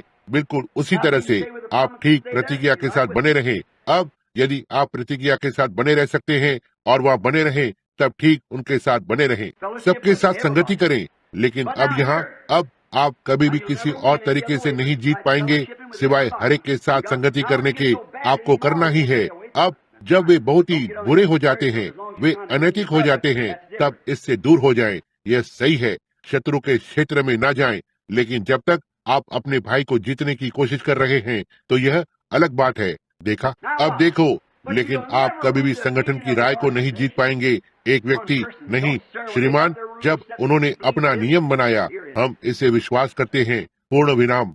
यदि आप अपने सिद्धांत को लिखते हैं, हम इसका विश्वास करते हैं, अल्प विराम, तो यह भिन्न बात होगी। एक पूर्ण विराम का अर्थ है, हम इसका विश्वास करते हैं और तुम्हें इस पर आना ही होगा और इस कागज पर हस्ताक्षर करना होगा, या बस ऐसा ही है। लेकिन यदि आप कहते हैं हम इसका विश्वास करते हैं, अल्प विराम, साथ ही जितना हम परमेश्वर से सीख सकते हैं सीखेंगे, हम पवित्र आत्मा के लिए खुले हैं, तब आप आगे बढ़ रहे हैं भाई। जी हाँ, यह अब भिन्न बात होगी। लेकिन आप देखते हैं, यदि आपने इसे एक पूर्ण विराम के साथ लिखा है और परमेश्वर कुछ तो और देता है जो ऊपर आता है, यह उसका वचन साबित होता है, सत्य साबित होता है, आप आगे नहीं बढ़ सकते क्योंकि यह पूर्ण विराम लगा हुआ है। यह इसे समाप्त कर देता है। यही है जहाँ पर लूथरनों की मृत्यु हुई, यही है जहाँ मेथोडिस्ट मरे, यही है जहाँ वे बैप्टिस्ट मरे, यहीं पर प्रेस्बिटेरियन की मृत्यु हो गई, और यही है जहाँ पेंटिकॉस्टल मर रहे हैं। यह सही बात है, यह सही बात है, वे ठीक वहीं पर मर जाते हैं। अब देखो, क्योंकि यह पहले से ही लिखा हुआ है, वहाँ ऐसा कुछ भी नहीं है जिसे आप इसमें जोड़ सकते हैं या इसमें से निकाल सकते हैं। यह तो वहाँ पर है, यही आपका सिद्धांत है।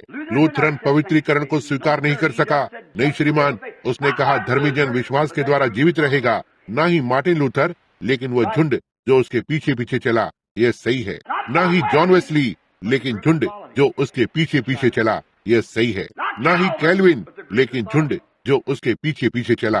ना ही बैप्टिस्ट कलीसिया के जॉन स्मिथ, जिन्होंने रात के समय जी जान लगाकर प्रार्थना की, इतना तक कि उसकी आंखें सूजकर बंद हो गई उसकी कलीसिया के लिए, और उसकी पत्नी उसको पकड़कर बाहर ले जाती है और उसे टेबल पर चम्मच से खाना खिलाना पड़ता है। ना ही वो, लेकिन यह बैप्टिस्टों का झुंड जो उसके पीछे आता है, संगठन बन गया जो उसके पीछे आया। ना ही अलेक्जेंडर कैंपबेल, लेकिन वे लोग जो उसके पीछे पीछे आए थे। ना ही आरंभ में पेंटिकॉस्टल का अभियान, जिसके पास सारी चीजें सार्वजनिक थी और हर एक के साथ संगति थी, लेकिन वो झुंड जो आकर और कहते थे नहीं, हम यह हैं और हम वो हैं और ये वो मुद्दे हैं और यह यही है। अपने आप को अलग करते हुए ऐसा प्रतीत होता है कि विश्वास नहीं है। ठीक है, यही है जो उसने किया। वहाँ वो दुष्ट बात है। आमीन। मैं आज सुबह धार्मिक महसूस कर रहा हूँ। इब्रानी बच्चे उनके परीक्षा में खड़े होने के बाद क्या वे प्रतिज्ञा के वचन के लिए बने रहते हैं या नहीं? उन्हें परीक्षा में रखा गया था और उन्होंने क्या किया? उन्होंने शत्रु के फाटक पर अधिकार किया। आमीन। क्यों? वे वचन पर बने रहे, वचन के साथ बने रहे। वो परमेश्वर की आवाज जो आपसे बात करती है। अब सारे तर्क ने कहा, अब देखो बाबुल, इससे कोई फर्क नहीं पड़ेगा, क्योंकि जब हम इस मूर्त के सामने झुकते हैं, जो भी है, हम तो परमेश्वर की आराधना कर रहे हैं। तो यदि हम इसे इस तरह से करते हैं तो हमारा मतलब इस तरह से होता है। इसे उसी तरह से करें जैसे परमेश्वर ने कहा है। क्या हो यदि परमेश्वर ने कहा मूसा अपने जूते उतार, मूसा तुम पवित्र भूमि पर हो, वो कहता धन्यवाद प्रभु, मैं निश्चय ही आप पर विश्वास करता हूँ, मैं बजाय जूतों के बस अपनी टोपी को उतारूंगा। मेरे जूते की डोरी को खोलना बहुत ही परेशानी की बात है। ओह, यह कभी काम नहीं करेगा। उसने कहा जूता, उसने टोपी नहीं कहा। सही है, जो परमेश्वर कहता है आपको पंक्ति दर पंक्ति आना होगा और उसके वचन के साथ पंक्तिबद्ध होना होगा। अब उनकी परीक्षा होने के बाद उन्होंने अग्नि के शत्रु के फाटक पर अधिकार कर लिया। उन्होंने पाया जब वे सीधे अंत तक चले गए, परमेश्वर के वचन पर बने रहते हुए उन्होंने फाटक पर अधिकार कर लिया। यह सही है। उसके बाद दानियल, वहाँ एक घोषणा हुई थी और मादी ओ फारसियों के द्वारा हस्ताक्षर किया गया था, जिसे बदला नहीं जा सकता था, कि यदि कोई किसी और देवता से प्रार्थना करे तो उसे सिंहों की मांद में फेंक दिया जाए। और दानियल जानता था कि परमेश्वर का वचन था, केवल उसी से प्रार्थना करे। तो उसने बस खिड़कियां खोल दी और किसी भी तरह से प्रार्थना करने लगा। अब वो कभी भी पीछे एक कोने में नहीं गया, उसने मंदिर की ओर खिड़कियां खोल दी। वह इससे लज्जित नहीं हुआ था। और हम नहीं चाहते कि रविवार को अपने धर्म का अभ्यास करें और सोमवार को कुछ और ही करें, या हमारे हृदय के अंदर एक बात पर विश्वास करें, किसी और के सामने आकर कहें ठीक है मैं नहीं जानता, जी हाँ मैं सोचता हूँ कि आप ठीक कर रहे हैं, आप जो हैं वही बने रहें। आप नहीं करते तो पुलपिट से बाहर आ जाएं, कलीसिया से बाहर आ जाएं। यह सही है, क्योंकि आप दोनों के कर्जदार हैं। आप जो हैं वही बने रहें। बताएं कि आप क्या विश्वास करते हैं, तब आपके पास पीछे हटने के लिए कुछ भी नहीं होता है। आप ठीक वैसे ही खड़े रहते हैं जो सच है। हर कोई आपके रंग को जानता है। मनुष्य आपकी सराहना करेंगे। कोई भी मनुष्य, एक स्त्री उतनी ही बदसूरत हो सकती है जैसे कि बाहर निकलती है।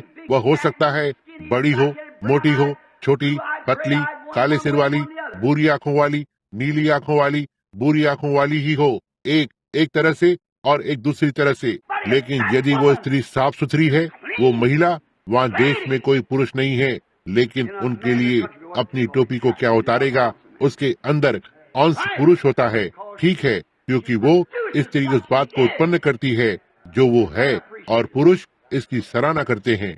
वैसे ही परमेश्वर एक पुरुष की सराहना करेगा जो वो होगा, या वे पुरुष जो मसीहत का दावा करते हैं। आइए हम एक मसीही बने, पवित्र आत्मा से भरें, परमेश्वर के वचन के साथ हों, या तो इसके बारे में भूल जाएं। ठीक है, क्योंकि अन्यथा आप ढोंगी बन जाते हैं और एक भिन्न प्रकार के जीवन को जी रहे होते हैं, और लोग देखते हैं कि आप यहाँ नाचने के लिए आते हैं और धूम्रपान करते हैं और इस तरह की चीजें करते हैं और एक मसीही होने का दावा करते हैं। तब देखो, आप दूसरों के रास्ते में ठोकर का कारण बनते हैं। आप कभी कभी महिलाओं को देखते हैं, वे किस तरह से अपने बाल काटती हैं और कपड़े पहनती, और इन छोटे पुराने कपड़ों में किस तरह का व्यवहार करती हैं। एक चमड़ी से ढकी हुई बोने की तरह या किसी चीज की तरह दिखती हैं, और वहाँ सड़क पर जाती हैं, यहाँ वहाँ घूमती हैं। एक सैंडल की एड़ी लगभग इतनी ऊंची जो रास्ते पर ठुमक ठुमक कर चलती हैं। या यह पेंटिकॉस्टल हैं? तब वे दूसरी कलीसियाएं कहती हैं, वे दावा करते हैं कि उनके पास कुछ तो है जो कि उनके पास नहीं है। आप पवित्र आत्मा के द्वारा मोहरबंद और चिन्हानित किए गए हैं। आप आज रात एक नृत्य करने के हॉल में नहीं हैं और किसी पुरुष की बाहों में लटकी हुई हैं जो आपका पति नहीं है। अगली रात को और कलीसिया में वापस आकर और सारे स्थान पर नाचती हैं। यह पेंटिकॉस्टल नहीं है, यह ढोंगीपन है, यह गंदगी है। मैं इतना अधिक इसे आपके लिए नहीं कह रहा हूँ, लेकिन आप समझते हैं। ये टेप जो यहाँ बनाए जाते हैं दुनिया भर में जाते हैं, इसलिए मैं बस ऐसे ही प्रचार करता हूँ जैसे यह पूरी दुनिया के लिए है। जब मैं महसूस करता हूँ कि परमेश्वर कह रहा है कुछ तो कहो, मैं बस इसे कहता हूँ, क्योंकि मैं नहीं जानता कि यह कहाँ जा रहा है। यह उस पर निर्भर करता है कि इसका ध्यान रखे, केवल वचन के साथ बने रहें। यह सही है तो ठीक है। नहीं, दानियल उनकी घोषणा के सामने नहीं झुकेगा, चाहे उसे संगठना से बाहर निकाल दिया गया हो या नहीं। वो ठीक खिड़की पर बना रहा और परमेश्वर के वचन के साथ बना रहा। वो इससे लज्जित नहीं हुआ था। क्या हुआ? उन्होंने उसे सिंहों की मान में फेंक दिया, लेकिन उसने सिंहों की मान के फाटकों पर अधिकार किया। क्यों? महिमा, क्योंकि उस परमेश्वर ने कहा उसका तेरा बीज शत्रु के फाटक का अधिकारी होगा। कभी भी जहाँ शत्रु होता है आपको फाटक मिलता है। ओह, कितनी बार कर सकते हैं हम? मूसा को देखो, परमेश्वर की आज्ञाओं की पंक्ति का पालन करते हुए मिस्र के अंदर चला गया। ऐसा लग रहा था कि सब कुछ विपरीत था। उसके पास कुछ नकल करने वाले थे जो उसके साथ गए। वह कुछ चिन्हों के साथ वहाँ पर गया, यह दिखाने के लिए कि उसे भेजा गया था। एक सर्प को नीचे फेंका और इसी तरह से इत्यादि। और यहाँ नकल करने वाले आते हैं, उनके सर्प को नीचे फेंकते हैं। वो क्या कर सकता था? कुछ भी नहीं। परमेश्वर ने उसे कभी नहीं बताया कि वे ऐसा करेंगे। वो मूसा की परीक्षा लेना चाहता था। वही वो एक था जिसने यर्नेस और जम्ब्रेस को अपने सर्पों या उनकी लाठी को नीचे फेंकने की अनुमति दी। सो वहाँ पर मूसा कर्तव्य की पंक्ति में खड़ा था। उसकी लाठी को नीचे फेंका, यह सांप में बदल गई। उसने कहा, इसे देखो फिरौन, यही है जो मेरे प्रभु ने मुझे आकर तुम्हारे सामने करने के लिए बताया। फिरौन ने कहा, यम्ब्रेस और यर्नेस यहाँ आओ। उन्होंने अपनी लाठी नीचे फेंक दी। वे सांप में बदल गए जो मूसा ने किया था। क्या उसका चेहरा लाल हो गया था? नहीं श्रीमान, उसने फिर भी विश्वास किया कि परमेश्वर ने उसे भेजा है। वो उस प्रतिज्ञा के साथ बना रहा। और क्या हुआ? यही है, जब आप अपनी कुछ सम्मेलन की सभाओं से पहले हो जाते हैं, हो सकता है आपका चेहरा थोड़ा सा लाल हो जाए। वचन के साथ बने रहें। क्या हुआ? एक ही बार में मूसा का यह बड़ा कोबरा सर्प वहाँ पर आकर और उन्हें निगल गया। परमेश्वर ने प्रमाणित किया। उसकी परीक्षा के बाद उसने कहा, मैं तुमसे चाहता हूँ कि इस चिन्ह के द्वारा उन बच्चों को वहाँ बाहर जाने दो।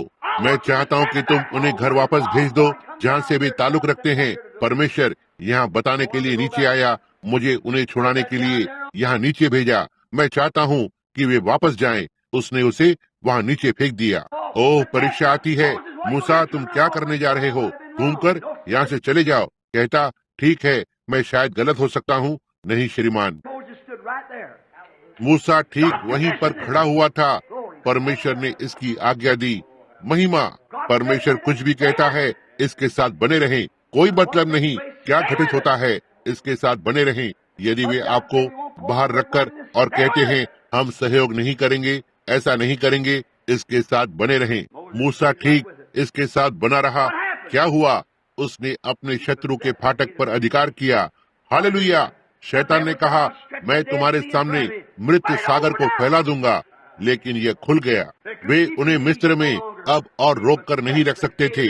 उसने शत्रु के फाटक पर अधिकार किया। क्यों? क्योंकि वो कार्यादेश के साथ बना रहा जो परमेश्वर ने उसे दिया था। परमेश्वर की आज्ञाएं, वो परमेश्वर के वचन के साथ बना रहा और उसने शत्रु के फाटकों पर अधिकार पाया।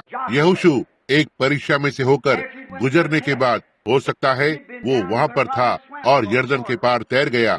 वे और कालिब भेदियों के साथ थे। जब वो यर्दन से वापस आया तो वे कादेश बर्निया को चले गए और उन सभी ने कहा, ओह, यदि हम आरंभ करेंगे तो यह हमारे संगठनों के टुकड़े टुकड़े कर देगा।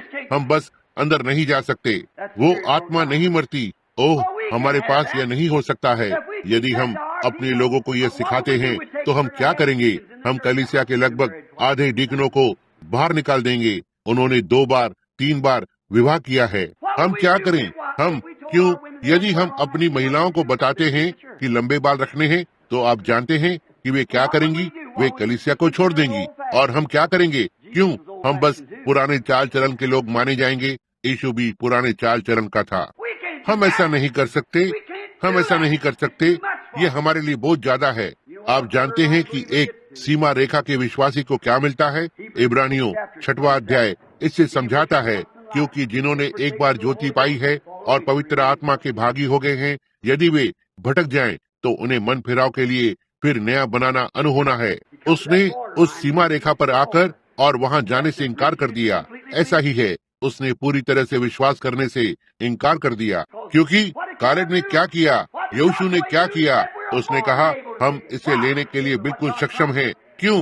वे परमेश्वर की प्रतिज्ञा के साथ बने रहे। क्यों? उन्होंने कहा, उन दूसरों ने कहा, खैर वे दानव हैं, वे पूरी तरह से दीवारों के पीछे हैं, वे इस तरह से हैं। क्यों?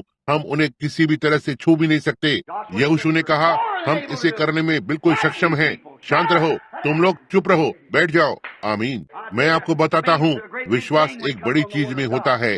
जब यह परमेश्वर के वचन पर आता है, तब वो डरता नहीं है। विश्वास के छाती पर बाल होते हैं, बड़ी बड़ी मांसपेशियां होती है। यह कहता है, चुप हो जाओ। हर एक चीज भागकर कोने में चली जाती है। यह सही है। जब परमेश्वर बोलता है, तुम मुझ में बने रहो और मेरा वचन तुम में, तो तुम जो चाहो बोलो, आप वहाँ हैं। ओह, मैं इसे पसंद करता हूँ। शैतान कांप उठेंगे और पापी जाग उठेंगे। यहोवा पर विश्वास किसी भी चीज को हिला देगा। आपके पास भला विश्वास कैसे हो सकता है जब आप जानते हैं कि आप काम नहीं कर रहे हैं, उसके वचन में नहीं चल रहे हैं? जब आप जानते हैं कि वहाँ ऐसी चीजें हैं जो आपको कहना चाहिए और आप इसे नहीं कहते हैं, वहाँ पर ऐसी चीजें हैं जो आपको सिखाना चाहिए और आप इसे नहीं सिखाते हैं, वहाँ ऐसी बातें हैं जो आप नहीं कह सकते हैं, और आपके पास भला कैसे विश्वास हो सकता है जबकि आप जानते हैं कि आप गलत हैं? यदि हमारा हृदय हमें दोषी नहीं ठहराता है, आप वहाँ हैं, आप वहाँ हैं। लेकिन उस वचन के साथ बने रहें जहाँ पर कुछ भी दोषी नहीं है। जो मसीह यीशु में है उन पर कोई दोष नहीं है, जो शरीर के अनुसार नहीं लेकिन आत्मा के अनुसार चलते हैं। आत्मा वचन के साथ अगुवाई करता है, क्योंकि आत्मा केवल वचन में से ही आ सकता है, क्योंकि उसका वचन आत्मा है। और यह केवल परमेश्वर का सच्चा वास्तविक आत्मा केवल परमेश्वर के वचन को ही बोल सकता है। ओह प्रभु, प्रभु परमेश्वर, संसार दूर हो जा, शैतान हमें छोड़ दे। इस पहाड़ से कहने से ना डरें, हट जा। इसे कहें, वहाँ पर रुके रहें, इसे उखड़ते हुए देखें। यह सही बात है। लेकिन आपको वहाँ कोई भी दोषी ठहराता है तो आपके लिए बेहतर होगा कि आप शांत रहें। तब आप बस बड़बड़ा रहे होते हैं, आप सच नहीं कह रहे होते हैं, आप तो वे बातें नहीं कह रहे हैं जो आपको कहनी चाहिए। तो ठीक है। हम तब पाते हैं कि यहोशू उस परीक्षा में से होकर जाने के बाद उसने एक अच्छे देश के प्रमाण को देखा और वो कादेश बर्निया में खड़े होकर और उन सब के विरोध में शिकायत की और कहा, हम इसे लेने के लिए बिल्कुल सक्षम हैं, हम इसे ले सकते हैं। विचार क्या था? उस पार जाना। मूसा का विचार क्या था? इस चिन्ह को दिखाकर और बच्चों को बाहर निकालना। और ऐसा दिखाई दिया कि वो विफल हो गया, लेकिन वो वचन के साथ बना रहा और मृत्यु सागर का फाटक उसे रोक नहीं सका। वो ठीक इसमें से होकर आगे बढ़ता गया। उसने शत्रु के फाटक पर अधिकार किया। यहोशू परमेश्वर की प्रतिज्ञा की ओर देख रहा था। कहा, हम इसे लेने के लिए बिल्कुल सक्षम हैं, यह सही है। और जब वो यरदन के पास आया तो यरदन ने क्या किया? उसने रास्ता दिया। आमीन, ऐसा ही है। उसने शत्रु के फाटक पर अधिकार किया। वो यरदन उसे वहाँ उस ओर जाने से और उस प्रतिज्ञा को लेने के लिए पीछे रोके रखा था। लेकिन जब वो वहाँ पर पहुँचा तो वो अब्राहम का बीज था। क्यों? उसने परमेश्वर के वचन पर विश्वास किया। यही एकमात्र तरीका है कि आप एक अब्राहम के बीज हो सकते हैं, कि परमेश्वर के वचन पर विश्वास करें। और फिर उसने क्या किया? जब वो वहाँ पर आया जहाँ वो शत्रु को लेने के लिए तैयार था, परमेश्वर ने फाटक को खोल दिया और उसने उस पर अधिकार कर लिया, उसे ले लिया, उस ओर चला गया। जब पहली लड़ाई, उसका पहला संघर्ष जो उनके साथ था, दीवारें इतनी चौड़ी थी कि वे उनके ऊपर रथ की दौड़ लगा सकते थे। वह भला उन्हें कैसे अधिकार में करेगा? वे उससे दूर भाग गए, वापस अंदर चले गए। शत्रु भी ऐसा करेंगे, लेकिन तुम शत्रु के फाटक पर कब्जा कर लोगे। कहा, प्रभु मुझे क्या करना चाहिए? वो एक दोपहर को इधर उधर घूम रहा था, मनन कर रहा था। उसने एक मनुष्य को खड़ा हुआ देखा जो खींची हुई तलवार के साथ था। यहोशू ने अपनी तलवार बाहर निकाली। कहा, क्या तू हमारी ओर है? क्या तू हमारे शत्रु की ओर है? उसने कहा, मैं इस सेना का कप्तान हूँ। मुझे क्या करना चाहिए? इसके चारों ओर 13 बार चक्कर लगाओ, तुरही को फूको, तू शत्रु के फाटक का अधिकार कर लेगा। वो नीचे गिर पड़ी। जी हाँ श्रीमान। क्यों? वह अब्राहम का एक बीज था जिसने परमेश्वर के वचन को थामे रखा। उसने हर एक फाटक को ले लिया जो उसके सामने आया। निश्चित रूप से देर हो रही है, मुझे खत्म करना होगा। देखो, वे सारे बहुमूल्य नायक, उन नायकों में से एक भरा हुआ पन्ना यहाँ पर लिख कर रखा हुआ है। लेकिन ये सारे बहुमूल्य नायक, वे चीजें जो उन्होंने की, वे अंत में मर गए। लेकिन तब वास्तविक विश्वास का बीज आता है, अब्राहम का शाही बीज, यीशु, एक प्रतिज्ञा। अब्राहम के पास इसहाक था, सच्चा शरीर के अनुसार, लेकिन वास्तविक बीज उस संगठन के सिद्धांत में नहीं था। यह परमेश्वर के वचन की उस प्रतिज्ञा में था कि वो उसे राष्ट्रों का पिता बनाएगा। न ही इसहाक के जरिए से, लेकिन शाही बीज के जरिए से, यीशु के जरिए से। वो शाही बीज था जो असल में अब्राहम का बीज था। यीशु, वो एक यहूदी नहीं था, न ही वो एक अन्य जाति था, वो परमेश्वर था। देखा, वो आप यहाँ जो कैथोलिक लोग हैं, आपके हृदय को आशीषित करें, लेकिन जब आप एक देवी के रूप में मरियम की आराधना करते हैं, तो कुछ भी हो, आपके साथ क्या मामला है? मरियम कुछ भी नहीं, केवल एक स्त्री थी। परमेश्वर ने उसे चुना। वो इंक्यूबेटर या एक बालक को रखने के लिए गर्भ थी। बस ऐसा ही है, एक इंक्यूबेटर या बालक को रखने के लिए गर्भ यही है जो एक महिला होती है, लेकिन वो पुरुष के बीच के साथ संयुक्त होती है। लेकिन यह एक मिले जुले श्रोतागण है, लेकिन मुझे यह कहना होगा ताकि आप समझ जाएं कि मैं किस बारे में बात कर रहा हूँ। अब आप अपने डॉक्टर की बात को सुनते हैं और मैं आपका भाई हूँ, निश्चय ही आप सुन सकते हैं। मसीह में मरियम के कोई पराग के कण नहीं थे, वहाँ कोई कामुकता की अनुभूति नहीं थी। जब पवित्र आत्मा ने उस पर छाया किया, जरा सा भी नहीं। लेकिन सर्वशक्तिमान परमेश्वर सृष्टिकर्ता ने लहू की कोशिका और पराग के कण को बनाया। यदि ये मरियम के पराग के कण होते थे तो मरा हुआ जी नहीं उठता। महिमा हो, यह अभी ताजा मिला, मैंने बस इसे पकड़ लिया। तब यदि आप कहते हैं कि कोई अंतर नहीं है, हम क्या करते हैं? तो फिर परमेश्वर ने हमें क्यों बताया कि गलत बातों से दूर रहो? परमेश्वर ने यीशु की देह को क्यों उठाकर खड़ा किया? यदि ऐसा नहीं है तो आप देखो, इसमें कोई महिला जुड़ी हुई नहीं हो सकती है।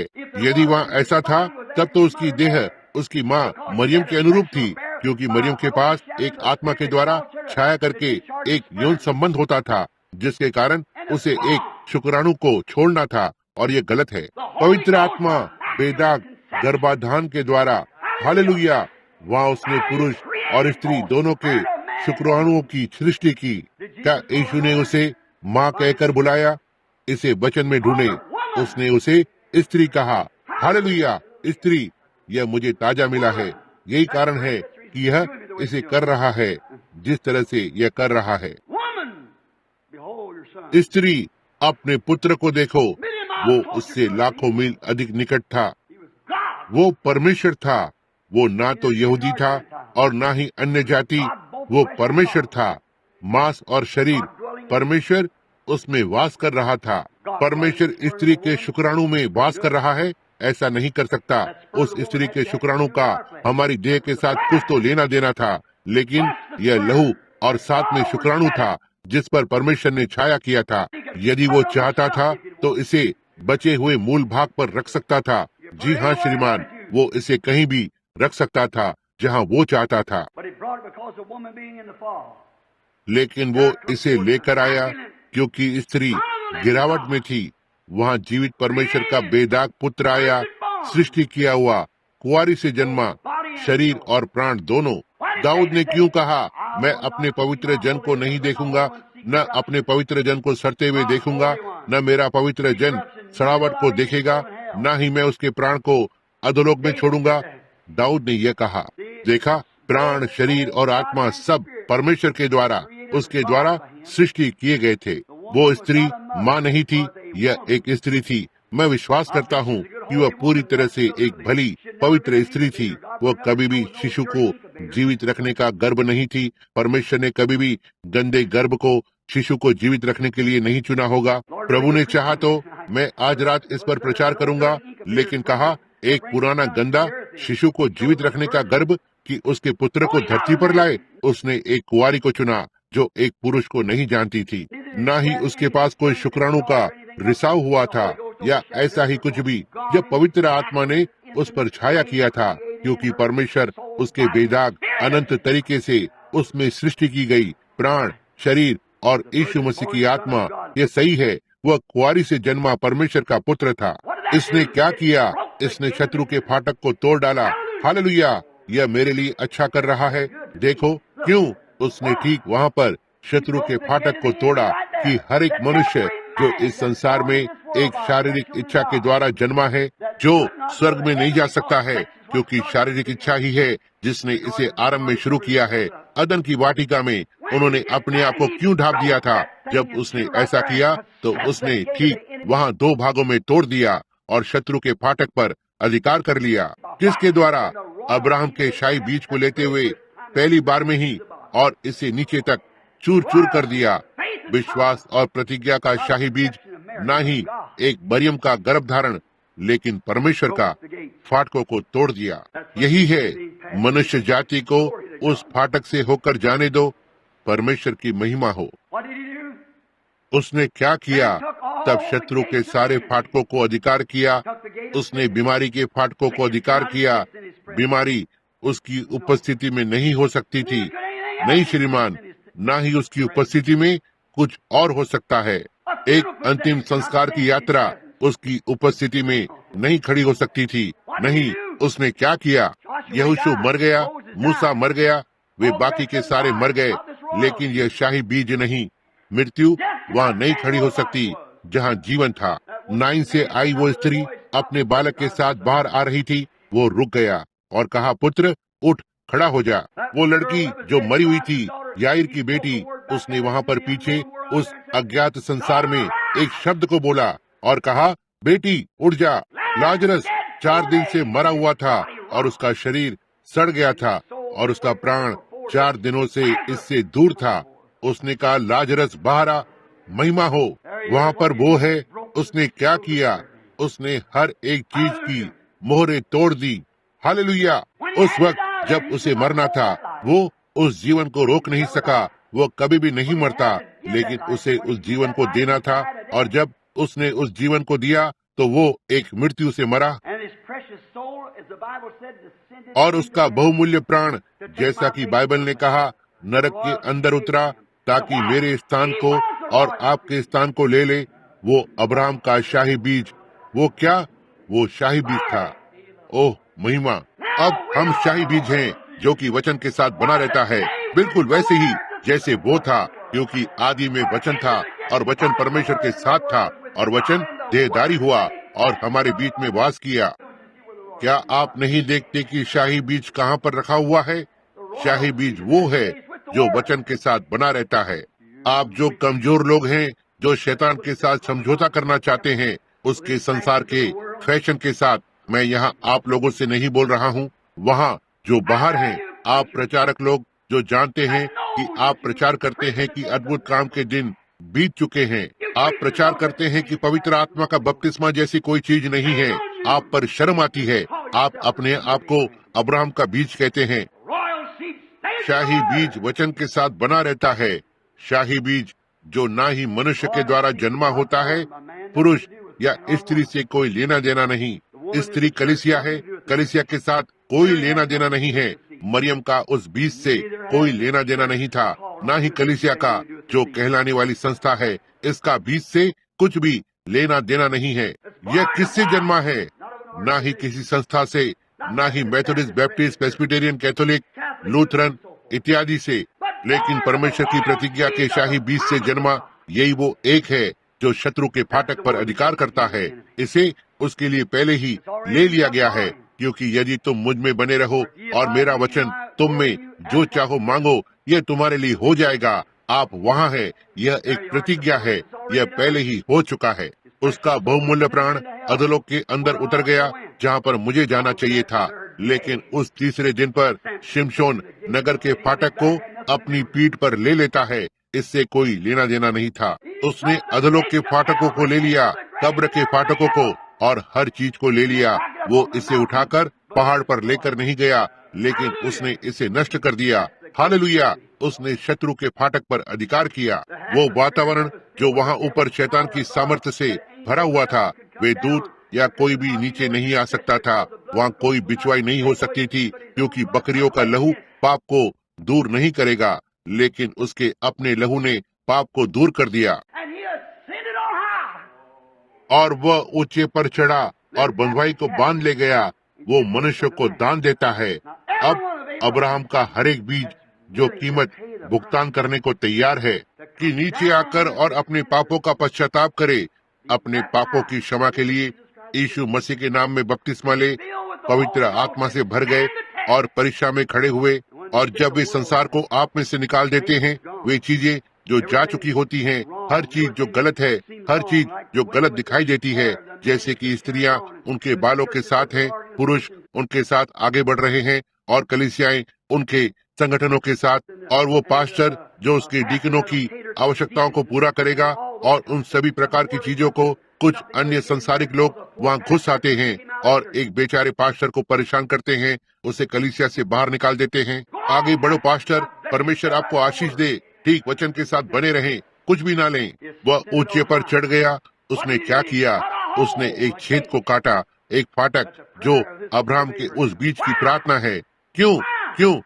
यदि हम मसीह की देह हैं, यदि हम मरे हुए हैं, हम अपने आप को मरा हुआ मानते हैं और मसीह में गाड़े गए और उसके साथ पुनरुत्थान में जी उठे हैं। वह देह का सिर है। जहाँ सिर होता है, देह इसके साथ होती है। और तब आज सुबह जहाँ हर एक जन जिसने ऐसा किया है, उसके साथ स्वर्गीय स्थानों में बैठा हुआ है, शाही बीज के साथ, परमेश्वर की स्तुति हो।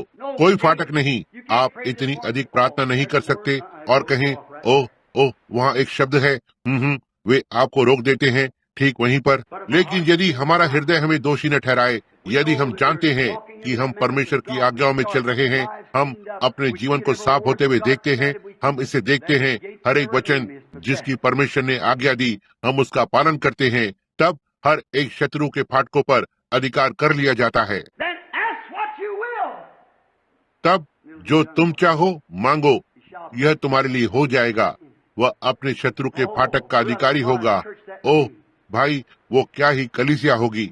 जब मैं फिर से फिनिक्स में वापस आता हूँ, यदि प्रभु मुझे अनुमति देता है, मैं आशा करता हूँ जब मैं इस आराधनालय में जाता हूँ कि ये कुर्सियां पंक्ति में होंगी और इस नगर में संपूर्ण सुसमाचार अभियान की प्रत्येक कुर्सी जीवित परमेश्वर के संतों के साथ पंक्ति में होंगी, जो मसीही के जैसे दिखाई पड़ते हैं, मसीही की तरह बात करते हैं, मसीहियों की तरह व्यवहार करते हैं, परमेश्वर की आत्मा के साथ उनके बीच में मंडराते हुए, जहाँ यदि कोई पाप करेगा तो पवित्र आत्मा इसे ठीक तभी बता देता है, यह इसे करेगा। आपने इसे प्रातः पंक्ति में देखा है, जैसा कि यहाँ ऊपर वेदी पर होता है, जहाँ कहता है तुम वहाँ पर वापस जाकर और अपने पति के साथ इसे ठीक करो। जाओ अपनी पत्नी को बताओ कि पिछली रात से पहले तुम बाहर उस महिला के साथ थे, एक फलाना और फलाना स्थान पर बैठे हुए थे। यदि यह इसे यहाँ करे, वचन में चलने के द्वारा, उस छोटी धीमी आवाज को सुनने के द्वारा, यह इसे आप में करेगा। आप अब्राहम के बीज हैं, तब कोई पाप नहीं। प्रचारक, क्या आप इसे अपनी कलीसिया में नहीं देखना चाहेंगे? इस कलीसिया में चलते और यहाँ से होते हुए नीचे देखते, पुरुषों और महिलाओं दोनों की ओर देखते, धर्मी संत वहाँ पर बस परमेश्वर की सामर्थ के साथ भरकर वहाँ पर बैठे हुए हैं। पाप अंदर नहीं जा सकता। एक मनुष्य अंदर चलकर जाता है और बैठ जाता है। आत्मा उठकर और कहता है, जॉन जोन्स, तुम फलाना और फलाना एक शहर से आए हो, एक ऐसे ऐसे स्थान से। वो यहाँ अपने शरीर के लिए चंगाई को पाने के लिए आया है। देखा, उसने एक फलाना स्थान पर एक ऐसे ऐसे काम को किया, उसने ऐसा किया और उसने लिया। इसे वापस लेना होगा, इसे ठीक करना होगा, तब परमेश्वर उसे कैंसर से चंगा करेगा। यहोवा यो कहता है, ओह प्रभु, मुझे एक कलीसिया देना, मुझे 10 मनुष्य देना, वास्तव में जो परमेश्वर के रत्न हो, शाही बीज। उन मनुष्यों को एक साथ रख दें और देखें कि क्या बात जगह लेगी। मुझे इस तरह के छोटे से घर से भरे लोगों को दो और मैं आपको एक उजाला दिखाऊंगा कि संसार इसकी ओर दौड़ा आएगा। ये सही है, यही है जो परमेश्वर हमसे होने के लिए चाहता है। तुम एक पहाड़ी पर बसे हुए नगर हो, आप अब्राहम के शाही बीज हैं। वो अपने शत्रु के फाटक का अधिकारी होगा। बीमारी, वहाँ बीमारी का एक कारण है, इन चीजों का एक कारण है, और परमेश्वर पवित्र आत्मा ये यहाँ पर है कि उस चीज को प्रकट करे और आपको बताए कि आप इसे क्यों नहीं पाते हैं। हमारे साथ क्या मामला है? हमें सोचने की जरूरत नहीं है। क्या यह ऐसा करेगा? यह पहले से ही कर रहा है। आप क्या कर रहे हैं? उस भविष्यवक्ता को देखो, उसने तेज सनसनाती आंधी को नहीं सुना। परमेश्वर की महिमा हो, हालेलुया। यह अच्छा है। अब याद रखना, मैं इसे दोषी नहीं ठहरा रहा हूँ। मैं आशा करता हूँ कि हर कोई इसे समझ रहा है। किसी ने कहा, भाई ब्रैनम यह कहने में विश्वास नहीं करते, परमेश्वर की महिमा हो, हालेलुया। तो ठीक है, अब मुझे यहाँ पर देखें, मैं चिल्लाने, अन्य जुबान में बोलने, आत्मा में नाचने में विश्वास करता हूँ। लेकिन भाई, जब आप वचन की उस छोटी सी धीमी आवाज को सुनने में असफल होते हैं, यही वो चीज है जो आपको ले जाती है। यही वो चीज है। एलिया जानता था कि यह सारी बेदारी बाहर हो रही है, लेकिन वो इसने उसे कभी भी बाहर की ओर आकर्षित नहीं किया। लेकिन जब उसने परमेश्वर की उस धीमी छोटी आवाज को सुना, तब वो आकर्षित हो गया था और वो अपने मुंह को पर्दा करके बाहर आ गया। क्यों? एलिया अब्राहम का बीज था, वचन का अनुकरण कर रहा था। यदि तुम मुझ में बने रहो और मेरा वचन तुम में, तो जो चाहो मांगो, यह तुम्हारे लिए हो जाएगा।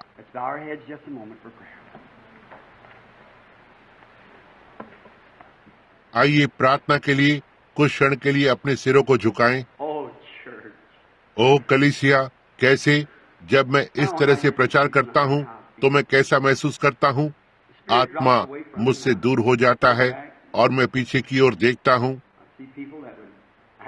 मैं ऐसे लोगों को देखता हूँ जो वास्तव में उनके जेब में जाकर और अपने बच्चों से भोजन को ले लेते हैं ताकि इसे मुझे दें।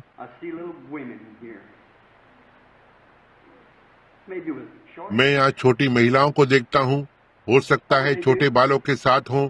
वे क्या करते हैं? वे मेरे लिए संसार में कुछ भी करेंगे जो वे कर सकते थे। पुरुष इस प्रकार की पत्नी के साथ रहता है और मैं बस उस वचन के साथ काट कर टुकड़े कर रहा हूँ। चोट पहुँचती है, उसका विवेक नीचे गिरा हुआ है, और फिर भी वो मनुष्य यहाँ पर जाकर और गुलामी करता और अपना दशमांश मुझे भेजता है। ये सही है। तब यह मुझे शर्म महसूस करवाता है। फिर शरीर में वापस आकर आप महसूस करते हैं, क्या कहा मैंने? क्या कहा? मेरा अर्थ चोट पहुंचाना नहीं है, ये ऐसा नहीं है। लेकिन ओह भाई और मेरी प्यारी छोटी बहन और भाई, यदि यह परमेश्वर का वचन है और यह उसका आत्मा है जो उस वचन को आपके लिए जीवन में लाता है, तो यह न्याय के दिन पर क्या होगा। मैं आपको उस दिन के लिए तैयार करने की कोशिश कर रहा हूँ। कृपया कृपया करके केवल उसके वचन को लें। यदि मैं कभी किसी भी चीज का प्रचार करता हूँ जो कि वचन नहीं है, परमेश्वर की प्रतिज्ञा नहीं है, तो आपको मेरे पास आने का अधिकार है। लेकिन यह तो वचन है, और यह इसलिए है क्योंकि मैं आपसे प्रेम करता हूँ। ये ऐसा नहीं है क्योंकि मैं आपको नाव में नहीं चाहता। यह इसलिए है क्योंकि नाव आपको वहाँ नहीं ले जाएगी। आप इन दिनों में से एक दिन समाप्त होने जा रहे हैं। आपको न्याय में आना होगा। छोटे से छोटा दोषी पूरी तरह से दोषी होता है, और जब आप जानते हैं कि ऐसा करने के लिए कुछ भी सही है, तो यह परमेश्वर का वचन है और इसे करने की प्रतिज्ञा है। तब आप इसे नहीं करते हैं तो इसके बारे में क्या है? आपसे एक कारण को बताने के लिए पूछा जाएगा। तब क्या? जब आज सुबह का यह संदेश आपके सामने उस और न्याय के दिन पर्दे पर दिखाया जाएगा, इसके बारे में क्या है? मित्रों, इस पर सोचें। हो सकता है कि दिन खत्म होने से पहले आप मर जाएं। हो सकता है हम सभी। और एक बात तो निश्चित है, आप मरने जा रहे हैं। उस दिन मैं खड़ा हुआ अपनी माँ को देख रहा था। मैंने उसे अपने हाथों से पकड़ रखा था। उससे थोड़ा पहले मैं अपने पिता को पकड़े हुए था और पिता को जाते हुए देखा। मैंने उन्हें मार्ग के अंत में आते देखा है। जिन्होंने सोचा कि वे बिल्कुल ठीक थे, कहते हैं, ओह भाई ब्रैनम, ओह यदि मैं बस थोड़ी देर और जी सकता, तब बहुत देर हो जाती है। और याद रखें, मृत्यु प्राण को नहीं बदलती, यह केवल इसके रहने के स्थान को बदलती है। और यदि आप देखते हैं कि आपके भीतर कुछ तो है, तो अभी विचारशील बने। यदि आप देखते हैं कि आपके भीतर कुछ तो है जो आपको इस तरह से व्यवहार करने को लगा रहा है और इस तरह से महसूस करवाता है जैसे आपको महसूस नहीं करना चाहिए, इस सुबह पश्चाताप करें। क्या आप करेंगे मित्र? आओ, आपको ऐसा होने की जरूरत नहीं है। आप एक अभागे व्यक्ति हैं। एक सच्चे शाही बीज के जीवन को जिए। परमेश्वर आज आपको चाहता है। क्या आप अपना हाथ उठाएंगे जबकि आपका सिर और हृदय झुका हुआ है? कहें, भाई ब्रैनम, मैं अपना हाथ परमेश्वर की ओर उठाता हूँ, ईमानदारी से, मेरे हृदय से। यही है जो मैं बनना चाहता हूँ, यही है जो मैं वास्तव में होना चाहता हूँ। मैं यहाँ पर गड़बड़ी कर चुका हूँ और बाकी की हर एक चीज, लेकिन वास्तव में मैं इस तरह से नहीं होना चाहता हूँ। मैं वही होना चाहता हूँ जिसके बारे में आप आज सुबह बात कर रहे हैं। मेरे लिए प्रार्थना करें भाई ब्रैनम। मैं अपने हाथ परमेश्वर की ओर उठाता हूँ, ना ही आपकी ओर भाई ब्रैनम, लेकिन परमेश्वर की ओर। और मेरे हृदय में, वो मेरे हृदय को जानता है, मैं उसी प्रकार का मसीही होने की लालसा रखता हूँ जिसके बारे में आप बात कर रहे हैं। यीशु मसीह में से होते हुए अब्राहम का एक शाही बीज। अब अपना हाथ उठाएं और कहें, मैं, मेरे लिए प्रार्थना करें भाई ब्रैनम। परमेश्वर आपको आशीष दे, परमेश्वर आपको आशीष दे। निश्चय ही वो इसे आपके लिए करेगा। हमारे स्वर्गीय पिता, आपके वचन के उजाले में, आपके पुनरुत्थान की सामर्थ्य में, और मैं समझता हूँ प्रभु कि ये बेचारे लोग बहुत सी बार यहाँ से भटक जाते हैं। विभिन्न लोग शायद ही जान पाते हैं कि क्या करना है। एक आता है, एक बात को कहता है, और एक आता है, दूसरी बात को कहता है।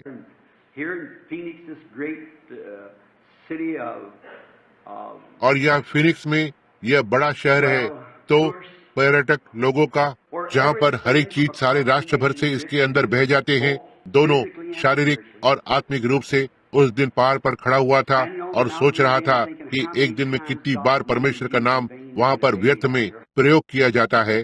कितने ही व्यभिचार होते हैं, कितना पाप और कीचड़ यहाँ की सड़कों पर होता है, और शराब खाने, और लोग बहुत सा समय शराब खाने में बिताते हैं, और हर एक चीज होती है। उनमें से बहुत से विश्वासी होने का दावा करते हैं, मसीही होने का। महिलाएं सड़क पर जा रही होती हैं, उनके हाथ में सिगरेट होती है, अनैतिक कपड़ों को पहने हुए चलती हैं। जब आपने कहा कि ये आपके सामने बदबू है, यह एक घृणित बात है, जैसे कि एक पुराना, गंदा, भ्रष्ट, कहीं तो बदबूदार मूत्रालय। हे परमेश्वर, भला एक स्त्री कैसे हो सकता है कि पवित्र आत्मा होने का दावा करती है, जो इस तरह की चीज को करती है और जानती है कि उद्धारकर्ता की नाक में इस तरह की गंध आती है जो गंदी बदबू है। कैसे उसके पास भला ऐसी चीज हो सकती है जो उसके राज्य में है? पिता, यदि वे केवल जान पाते, वे इस बात से लाखों मील दूर हैं। मैं प्रार्थना करता हूँ परमेश्वर दया करें। कोई भी उन नाश हुए क्षेत्रों में नहीं जाना चाहता है। कोई भी वहां पर नहीं जाना चाहता पिता। यह हम में से किसी के जाने से बहुत दूर है। फिर भी वहाँ उस व्यक्ति में एक अच्छा हृदय है, उस पुरुष, उस स्त्री में एक पुरुष या महिला जो उपकार करने वाले और भले और दयालु हैं और अभी शैतान के द्वारा भरमाए गए हैं। शैतान ने ऐसा किया। शैतान, मैं तेरे विरोध में हूँ क्योंकि तू मेरे प्रभु का शत्रु है, तू उसके वचन का शत्रु है, और मैं तुझे यीशु मसीह के द्वारा, परमेश्वर के पुत्र के द्वारा आज्ञा देता हूँ, एक मरणहार जीव के रूप में, यह जानते हुए कि मेरे अंदर कोई सामर्थ्य नहीं है, मेरे पास तुझे रोकने की सामर्थ्य नहीं है, मेरे पास इन महिलाओं में से किसी को भी शुद्ध करने की सामर्थ्य नहीं है, इनमें से किसी भी पुरुष को जो इस टेप को सुन रहा है या कहीं भी है, मेरे पास उन्हें शुद्ध करने का कोई तरीका नहीं है। मैं सामर्थ्यहीन हूँ, लेकिन मेरे पास एक सेवक के रूप में परमेश्वर के वचन का अधिकार है कि इसे प्रचार करूं, और उस अधिकार के लिए कर्तव्य से बंधा हुआ हूँ। न ही उस पुलिसकर्मी के पास यहाँ पर सामर्थ होती है जो एक कार को रोक सके, लेकिन उसके पास इसे करने का अधिकार होता है। और शैतान, तू भी अपने ब्रेक को जोर से दबा सकता है, क्योंकि मैं तुझे यीशु मसीह के द्वारा आज्ञा देता हूँ कि तू इन लोगों को छोड़ दे। सारे संसार भर में जहाँ कहीं भी ये संदेश जाए, उन्हें आजाद कर दे। मैं उन पर दावा करता हूँ कि वे खरीदे गए हैं। वे खुद अपने नहीं हैं, वे एक दाम देकर खरीदे गए हैं। वे अब्राहम के शाही बीज हैं। प्रभु यीशु,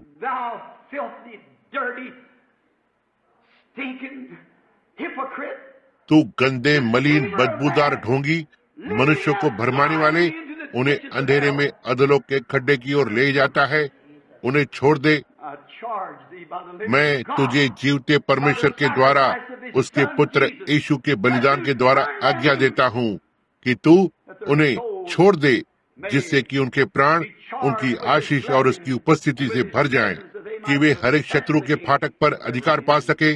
तू उन्हें इसके लिए, उसके लिए या कुछ और बात के लिए प्रतीक्षा करवा रहा है, या कुछ पवित्र स्पर्श के लिए या कुछ और चीज के लिए, लेकिन मैं कह रहा हूँ कि तू अपनी पकड़ को खोने जा रहा है। इस तरह के अभिषेक में बीमारी भला कैसे खड़ी हो सकती है? केवल जब उन्होंने उस और प्रतिज्ञा पर देखने से इनकार कर दिया, जैसे पिता अब्राहम ने किया था, जब वो उसे सैकड़ों वर्ष दूर एक आकृति में आते हुए देख सकता था।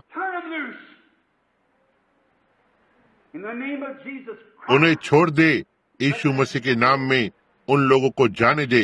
होने पाए परमेश्वर की सामर्थ वचन की समझ से, जैसा कि वे आज सुबह इसके द्वारा धोए गए हैं। होने पाए परमेश्वर के वचन का पालन करने और उसकी प्रतिज्ञा को सच रखने की समझ हो, एक ऐसी पकड़ जिसे शैतान के द्वारा तोड़ा नहीं जा सके। होने पाए हर एक जन उस प्रतिज्ञा को थामे रहे, कहते हुए, यही है ये, मैं इसे पकड़े हुए हूँ। परमेश्वर ने प्रतिज्ञा की, मैं अब्राहम का बीज हूँ। मैं उसकी प्रतिज्ञा पर कैसे संदेह कर सकता हूँ?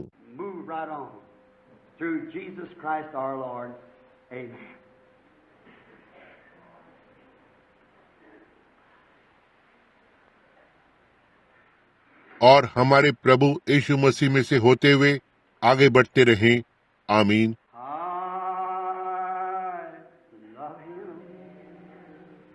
यह आज सुबह काट छाट रहा है। मित्रों, आइए अब मधुरता से आराधना करें।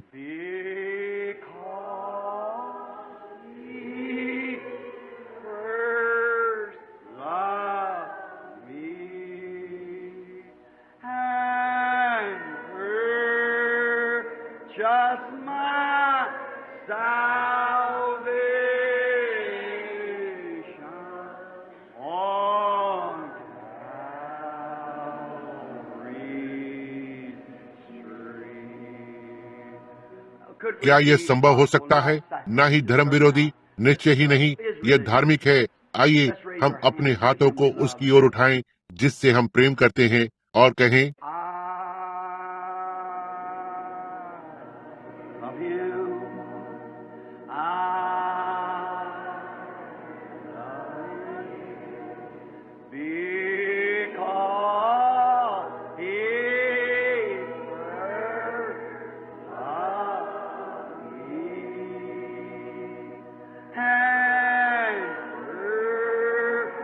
just my salvation.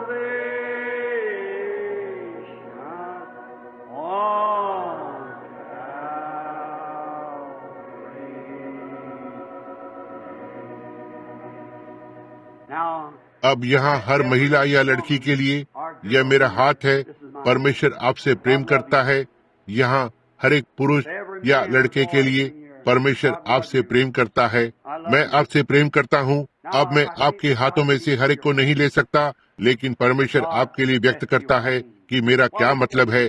जब हम इसे फिर से गाते हैं, बस घूमकर और किसी के साथ हाथ को मिलाएं। इससे सब मनुष्य जान जाएंगे कि तुम मेरे चेले हो, जब तुम्हारे पास एक दूसरे के प्रति प्रेम होता है।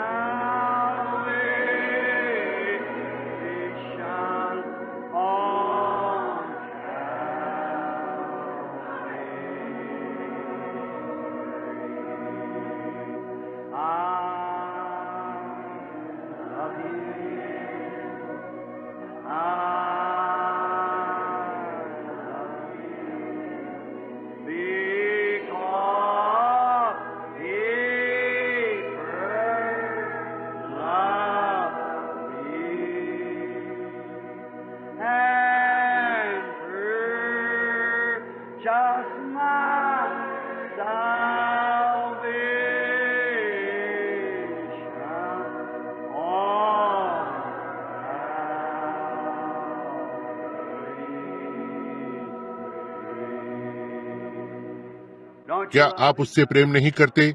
पवित्र आत्मा की वो मधुर अनुभूति, वचन एक शुद्ध करने की प्रक्रिया है।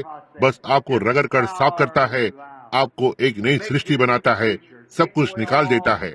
वचन दो धारी तलवार से भी तेज है, खतना करने वाला, संसार की सारी चीजों को काट कर दूर करता है। देखा, तब हम शुद्ध महसूस करते हैं, रगड़ कर साफ किए हुए, स्वीकार करते हुए और उस पर विश्वास करते हैं। इसी प्रकार से हम गा सकते हैं, मैं उससे प्रेम करता हूँ, मैं उससे प्रेम करता हूँ, क्योंकि उसने पहले मुझसे प्रेम किया और मेरे उद्धार को खरीद लिया कलवरी पर। वो सुंदर, मैं बस इसे अपने पूरे हृदय से प्रेम करता हूँ। देखा, आइए इसे फिर से कोशिश करें। अब हर कोई वास्तविक, अब आपकी पूरी जोर की आवाज के साथ,